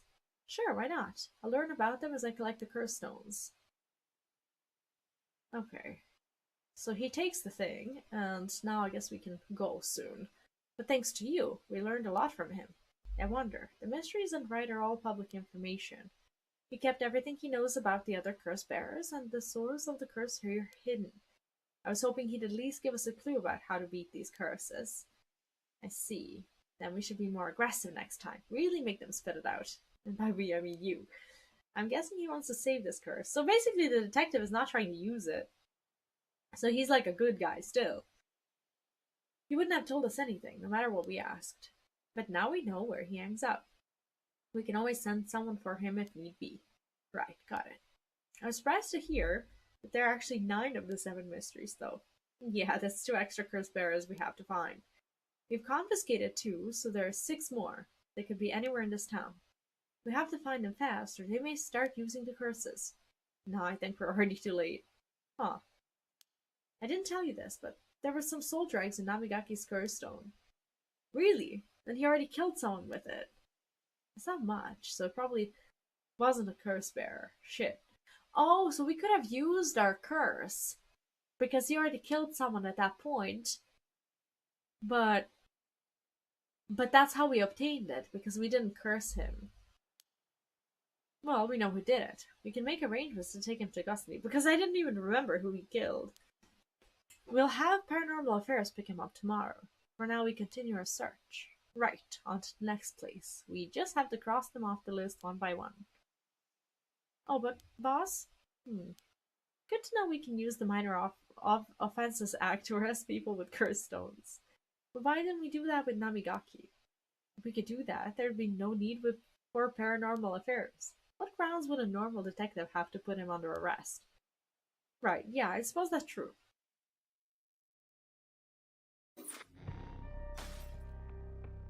Okay, so this story pretty much ended.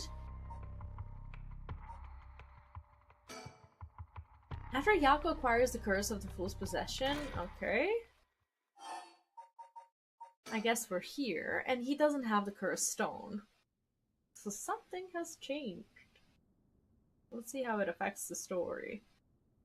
I guess we changed her circumstances. Now she can murk him.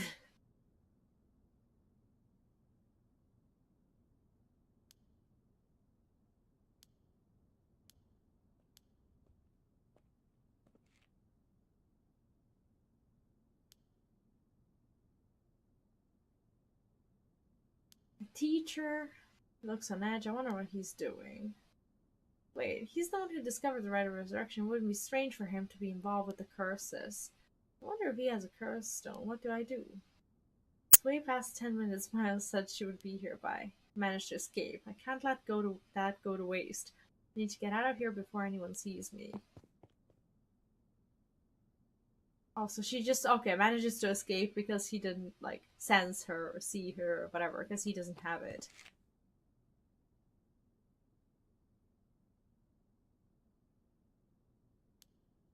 Thank goodness I'm home. I don't think the walk has ever felt so long. Nobody will be able to use their curse stone once it's light outside. I need to look for Mia as soon as it's morning. But for now, I need some rest.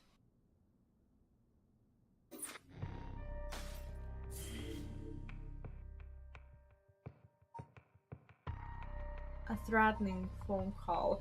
Let me just check something because I'm not sure what the name of the chapter is that I shouldn't be going over. I have to check that. Give me a sec, because there's a name that I need to know.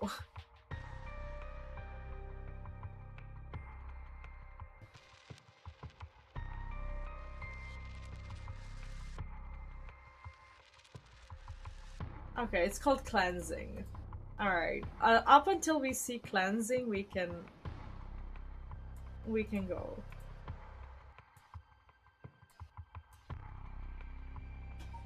A threatening phone call. After persuading Raishi, the curse bearer of the ever-burning lantern, to give up his stone, Susumi and Erio have obtained 3 curse stones in total. They continued their investigation of the town and search for the remaining curse barriers. I'm just trying to figure out how Okia used 0 stones?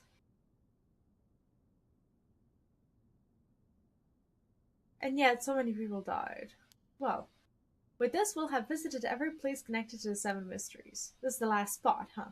And we've got nothing to show for it. Even though every last location looks suspect from top to bottom. Maybe we came at the wrong time. There might not have been any curse bearers around. Sounds like we'll need to do another round before morning comes then. Or maybe someone's been observing our movements. What? No way. It's just a thought. Either way, we should check out this last place. Let's hope we finally get a lead.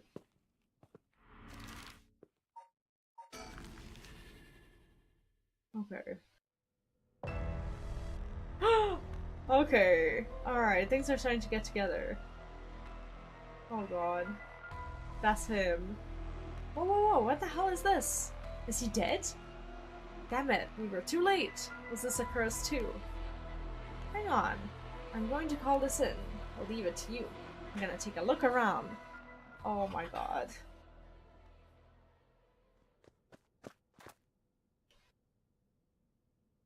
Boss, bad news. What is it? Another mysterious death was reported in the area just now. The medical unit and forensics team are on their way, but it'll be a while before they arrive.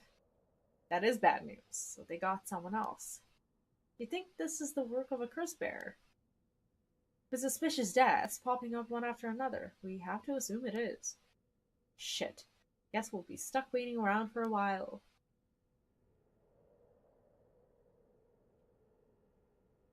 Oh my god. Huh? Boss, that phone is ringing. Check the surroundings, there were no signs of a curse bearer. The ringing of the phone is the only sound cutting through the silence. He seems distracted by the phone. Yeah, everyone's distracted by the phone, except for the suspicious corpse. A young man in his 20s, killed in cold blood. He's evidently dead, but I can't quite discern the cause from what I've seen. There are no obvious external wounds, but what is that leaking from his mouth? Water? Disgusting. I just want to make sure nothing's lurking. That is terrible. Okay, where is the damn phone? Answer, wait a little longer. We have to answer. Better go check it out. You're right, but be careful. It could be a curse. I said we. You expect me to go alone? You're the only one who's tough against this stuff. Don't worry, boss. You can do it. Go on now. Damn it.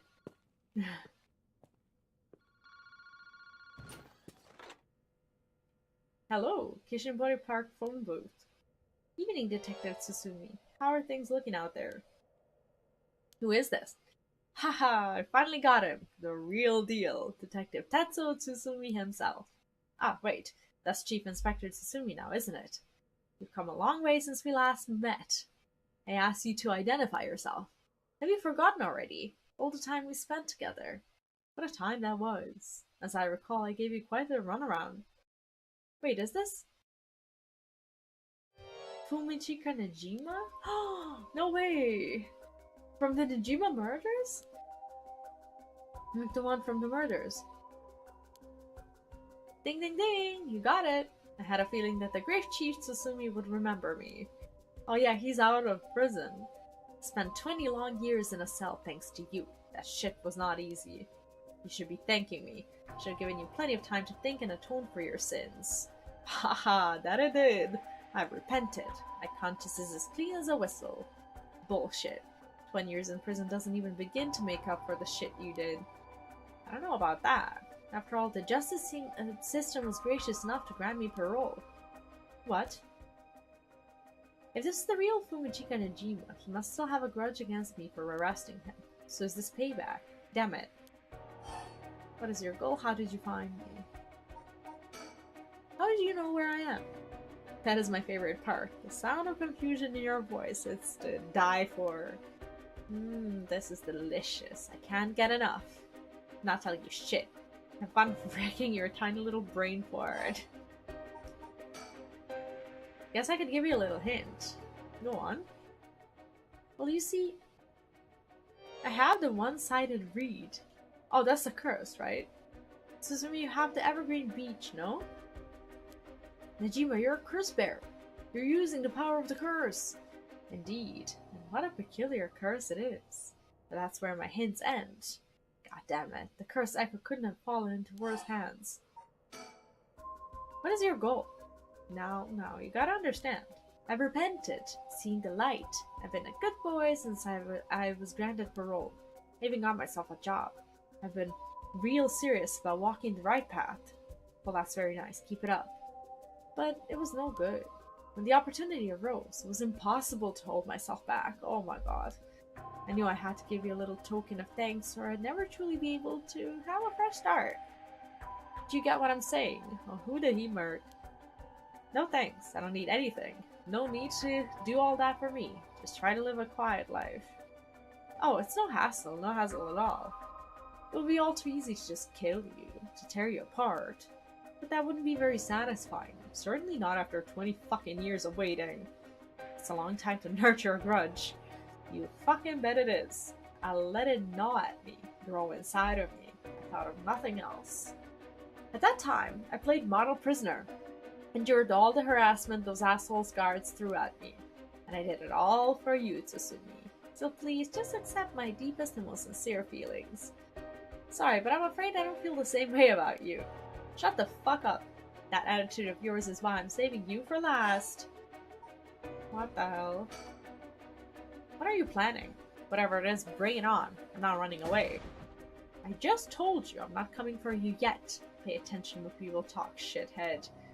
You see, this time I want to see you on your knees, weeping in despair, begging me for mercy. Oh no, I'm so sorry, dear Najima. Please forgive me, I won't do it again. Shut the fuck up. This is exactly why I've always hated you so fucking much. It was worth a shot. Do you really think that would save me, asshole? You must be crazy. Well then, we're both crazy. We've got so much in common, we should be friends. Enjoy cracking your jokes while you still can. I'm going to kill everyone you care about, one by one, till there's no one left. Sorry to disappoint you, but I'm a lone wolf. I don't have anyone like that in my life. Boss, what about me? Wait, are you just trying to protect me? There's not a single person you care about. I wonder what your sweet daughter would think if she were to hear that. Oh, shit. Don't you fucking dare, I'm warning you. Oh, very nice. That's more like it. She's living all of her own now, isn't she? Attending university and all. Such a good girl. Oh my. Don't tell me that she just happens to live in Honjo. What, she does? No, forget it. This isn't funny, asshole. I'm going to find you and make you pay. I love it. Keep going. I want to hear you lose your mind. It's music to my ears. Fuck you. Exactly. What an asshole. One more thing we should discuss. In fact, it's the most important thing. I thought you were finally going to shut up. I'm already sick of you, so I'll pass. Oh, but you don't want to miss this. It's the main course. I could just go after your daughter, but something tells me you'd get bored. No, I'm good. You got me real fired up. You were in my head. Well done. But this is a gift tailor-made for you. I'm going to kill all the people you swore to protect. Every last person living here. You couldn't. Oh, but with this curse of mine, I can. I'll give you until dusk. By then, I could probably get a couple hundred people or so. And it's all gonna be your fault.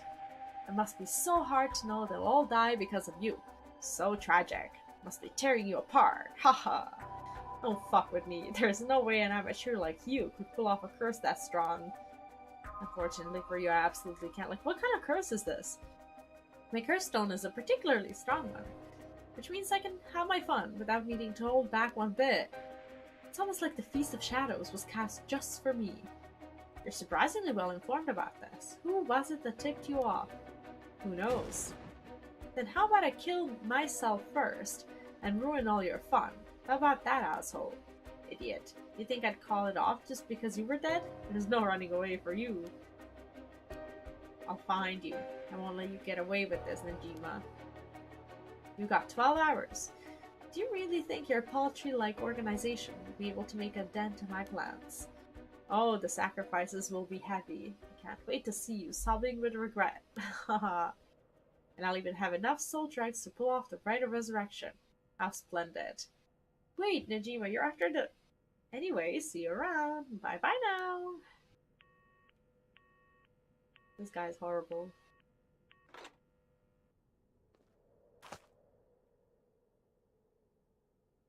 Boss. Aria, did you catch all that? Najima, what is he planning? Who knows? For now, we need to find him and get him into custody. Send words to HQ. But the fact that the 7 mysteries are wrapped up in this is going to make things tricky. You mean with Najima being a curse bearer? Just our luck, really. Couldn't have been a worse guy. Sounds like his curse will be able to kill a lot of people at once. I'd like to avoid getting our investigators caught in the crossfire. We'll use them to find out where he is, but we're going in alone. We should try to collect as many curse stones as we can before them. Let's hurry. What the hell? Did we fail? Some of them? It was reported that a total of 3 suspicious deaths were discovered that night. Najima's threats, along with the curses, were kept secret from the general public. However, the Honjo serial killing still made international headlines following the death of police officer Hajime Yoshimi. At Tsusumi's request, a large-scale investigation was launched into Fumishika Najima's whereabouts. Tsusumi and Ero themselves spent the rest of the night looking for curse bearers in the area, but their search ended in vain. What? And with that, the curtain closed on that cursed night. 12 hours to sunset. What? Is this like bad? Oh, so these are like the continuations of the story. So his continues, and the girl's story continues, and the mom's story continues. I see. Hajime Yoshimi's death, Najima's threat of mass murder. The problems just pile up, putting the detective's goals of collecting all the curse stones in jeopardy. Tsusumi leaves Ario to handle the investigation while he takes a quick break. I see.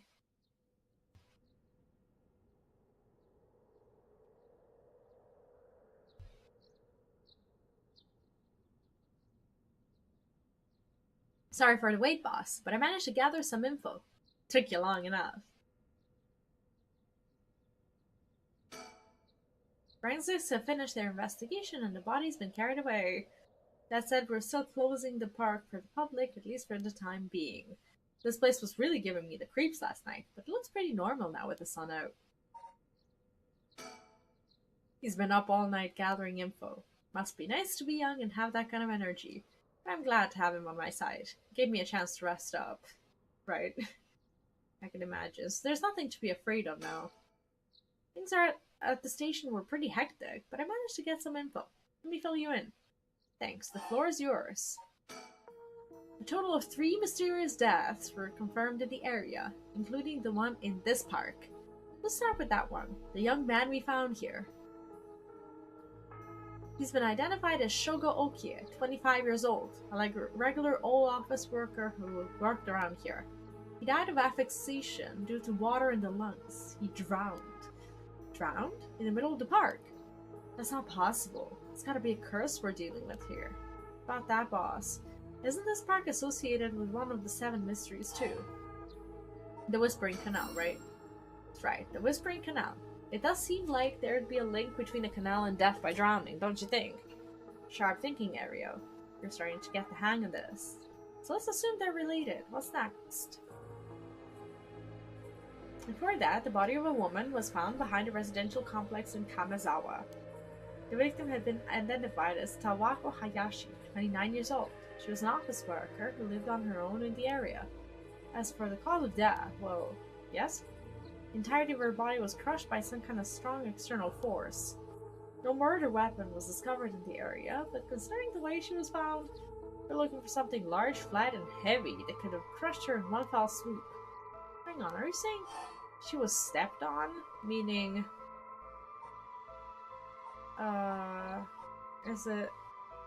would it be the foot?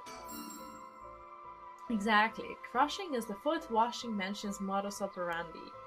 The place of the body was discovered. It's also known to be related to the 7 mysteries. Then, this is Namigaki's doing. Shit, I knew he'd use it. Judging by the amount of soul drugs, the victim was just a regular person, not a curse bearer. Guess we should report this to Paranormal Affairs. Got it. And as for the 3rd victim... He was identified as Kohi Yonouchi, 32, a teacher at Komagata High. He was found in the school's courtyard. Cause of death appears to be external trauma from a fall or heavy blow. The impact crushed his arms and legs. As he was found in the middle of the courtyard, he could have fallen from the gymnasium or the main building. The teacher dying at school. Not just any school. Komagata House is one of the 7 mysteries. So maybe the rebellious girl was the curse bearer. That was the... I don't know.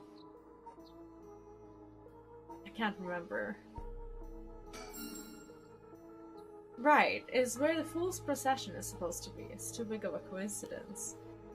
We can't rule out the possibility that this death was also the work of a curse. I see. Either way, it seems all 3 victims can be tied to the 7 mysteries. There's probably a curse bearer at the center of it, pulling all the strings. But you've got a point. All these strange deaths do point in one direction. That's right. And Hajima's case wasn't all that different either. He also died of mysterious causes in a place connected to the 7 mysteries. Problem is that the timing doesn't match up. He died before the curses were activated. Could he have been hit by a different curse? One that didn't have anything to do with the 7 mysteries?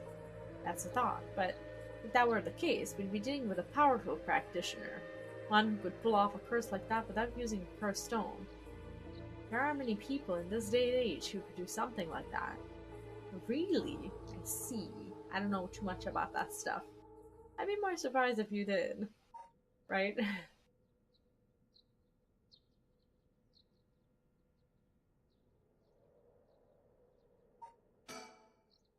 Well, we've got ourselves quite the mess. Strange deaths popping up all over the place that may or may not have something to do with the curses. We also need to keep looking into Yoshimi and Najima. For now, we'd better start following up on the few leads we've got. Guess I better see what areas found out. Oh, I see.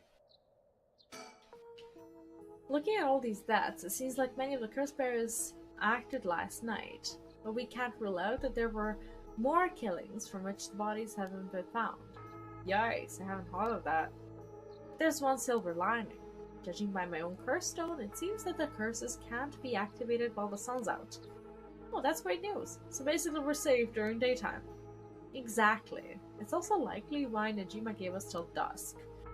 He must have known the cursed stones couldn't be used during the day. Either way, we've got till nightfall to settle this. This time we flushed out the other curse bearers. Aye, boss, let's do this. At the moment, we only know the identity of 4 curse bearers, you included. Yutara Namigaki had the foot washing mansion, and Hideki Araishi had the ever-burning lantern. We've got both of their curse stones. And then there's Najima, who claims he has the one-sided reed. Yeah, that about sums it up. Okay. We better... oh.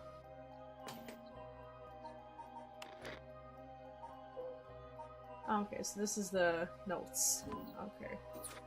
We better figure out who the remaining 5 are, quick. How should we go about looking for them? There's no point in searching blindly without a lead. Let's focus on other things for now. Tracking down Najima may lead us to the other curse bearers too. Either way, he should be our top priority. He could do some real damage if we don't get him. I also want to look a little more into Yoshimi. I got a feeling there's some connection there.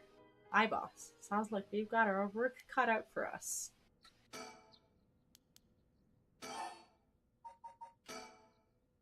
I asked around Sumida's Community Safety Bureau, where Yoshimi was stationed.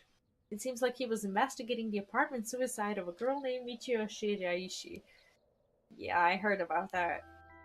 So they're all connected somehow. He was trying to determine whether it was really a suicide. Looking into the height of the building, the force of the impact, her wounds and all that. He must have suspected some kind of foul play. But it had already been deemed a suicide, and his superiors told him not to go stirring things up. Huh, what was the evidence? Well, according to a report I found on his desk last night, the body was found at the foot of a building, a ways away from the road. There was no evidence of vehicular collision, so it was ruled a suicide, but he thought there was more to it. A truck or other flat-faced vehicle traveling at high speeds could have inflicted similar damage. In other words, sometimes a traffic accident can look an awful lot like a fall. So is there a chance that it wasn't a suicide? But what a terrible way to go. There were no brake marks on the road, meaning it would have been a hit and run. The vehicle would have hit her without slowing down at all. This is turning into quite the grisly case. That's horrible. But the vehicle couldn't have come out from a collision like that unscathed. Exactly. So I asked the Traffic Bureau to keep an eye out for any vehicles with frontal damage. But I haven't heard back from them yet. I don't think they're looking very hard. So we've got no proof. That said, if it was a traffic accident rather than a suicide, it's possible that someone silenced Yoshimi because he was on the verge of discovering the truth. That's true. You think the driver is the one who did him in? Not quite. Yoshimi had already talked to forensics and the Traffic Bureau, right? His death would have covered things up. You're right on that. Even if the suicide was a cover-up from a hit and run, it doesn't seem like enough reason to kill a cop. That's right. I'm related, but I got something else too. I managed to get a hold of Michio Shiraishi's address. Yoshimi went there a bunch over the course of his investigation. Might be a good idea for us to drop by too. Yeah, and end up dead as well? Good thinking. Hopefully that'll give us some more leads. Alright, let's move on to the next topic. Remember the girl Yoshimi met with the day he died? One Hitomi Okuda? Community Safety didn't have any contact information for her on hand. Not even an address. Well, they had her parents' information, but when I called, they said they hadn't heard from her in a month. Lots of family issues from the sound of it. They even said they didn't want anything to do with her anymore. That said, she still goes to school once in a while, so we might be able to find her there. Not sure we really have the time for a stakeout right now, but she could be a key witness. Can't we have Community Safety track her down for us? We can ask, but it might be tricky to get it up today. For starters, Komagata High School is closed today. Ah, because of the teacher that died. That's right.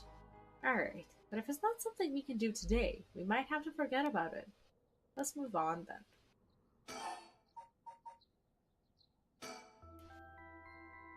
I got some information about Yoshimi's fiancée from Community Safety. Her name is Mayu Shozawa, 27 years old. She works as a beautician in the area. Look, I even managed to get a picture of her. She sure is a beauty, oh god. But, oh boy, here it comes. But what? Community Safety hasn't been able to contact her since Yoshimi died. Not by phone, or at her house. In other words, no response. Dead silence. There it is. Can't things just be easy for once?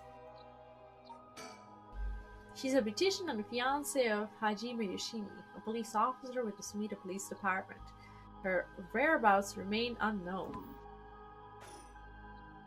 It's definitely starting to look suspect. A crime of passion, perhaps. It's fairly common for people to be killed by a lover or a spouse. But Yoshimi was well liked and they'd been together for over 10 years. You never know. Things could be different behind closed doors.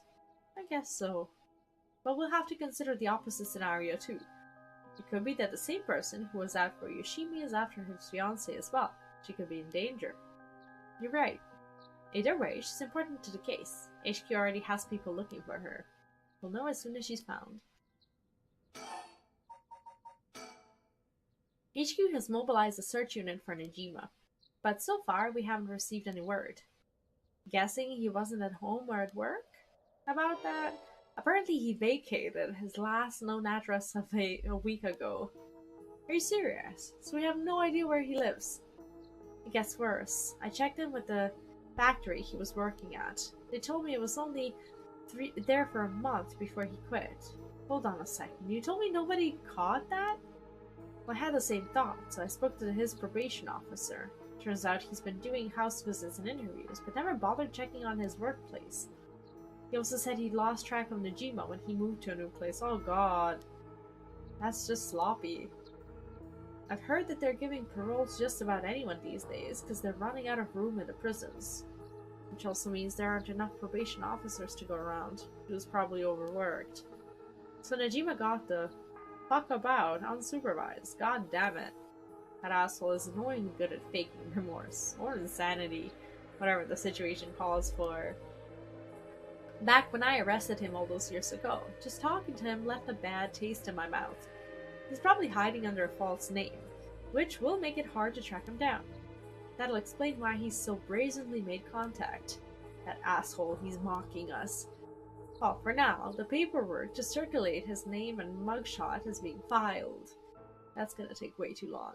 We only have until dusk. Speaking of Najima, yeah. Did you manage to reach your daughter? It'd be best to put her into protective custody as soon as possible. Not yet. I can't reach her. They called, but she's not picking up. Wasn't home when they went to the house either. That's not good. Does that mean she never came home? And why weren't you the one trying to reach her? Shut up. I don't have her contact info, right? Damn, she really doesn't trust you, huh? Either way, I told her mother that it was an emergency and that we'd send an officer to find her and get her to safety. She was really reluctant, but I got her to agree. Why? Like, it's her daughter, what? Guess that explains why I got divorced.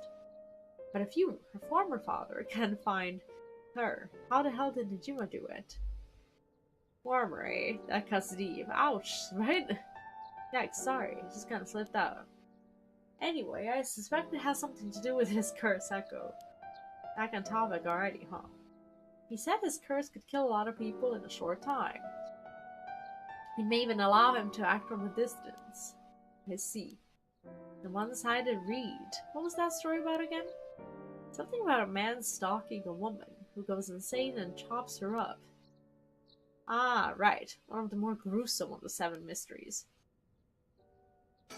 So would that be his curse?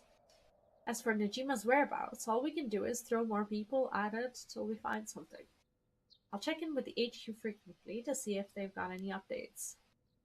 And that's about it. So we continue our investigation. We could go to Komagata High School to look into Hitomi Okuda, or to Michiru Shiraishi's house to find more about her. I see. Okay, so we gotta move.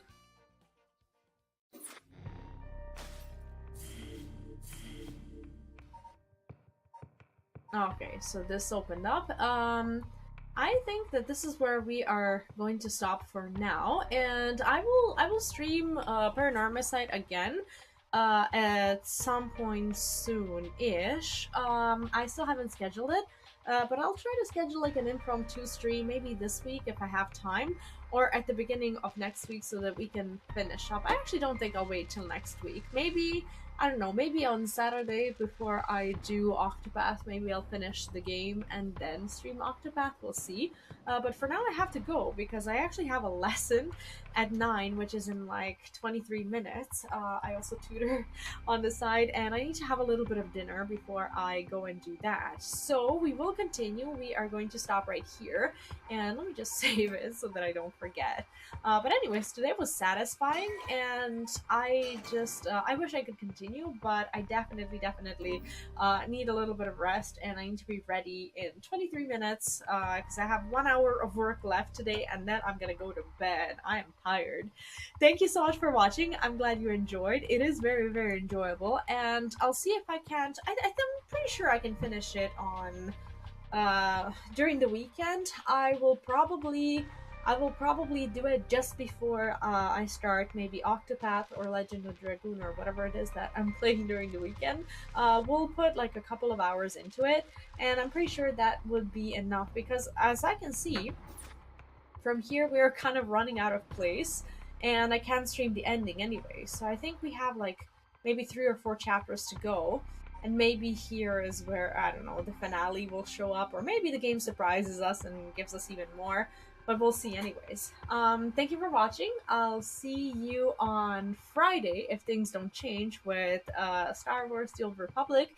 You can find that on my other YouTube channel on Momsden, and if you're watching on Twitch, then I'll just be here on Twitch. But if I happen to have time for another impromptu stream to just finish this up, I will let you know on Discord and here in the community tab on YouTube. So yeah, stay caught up with it, and I'll let you know as soon as I can.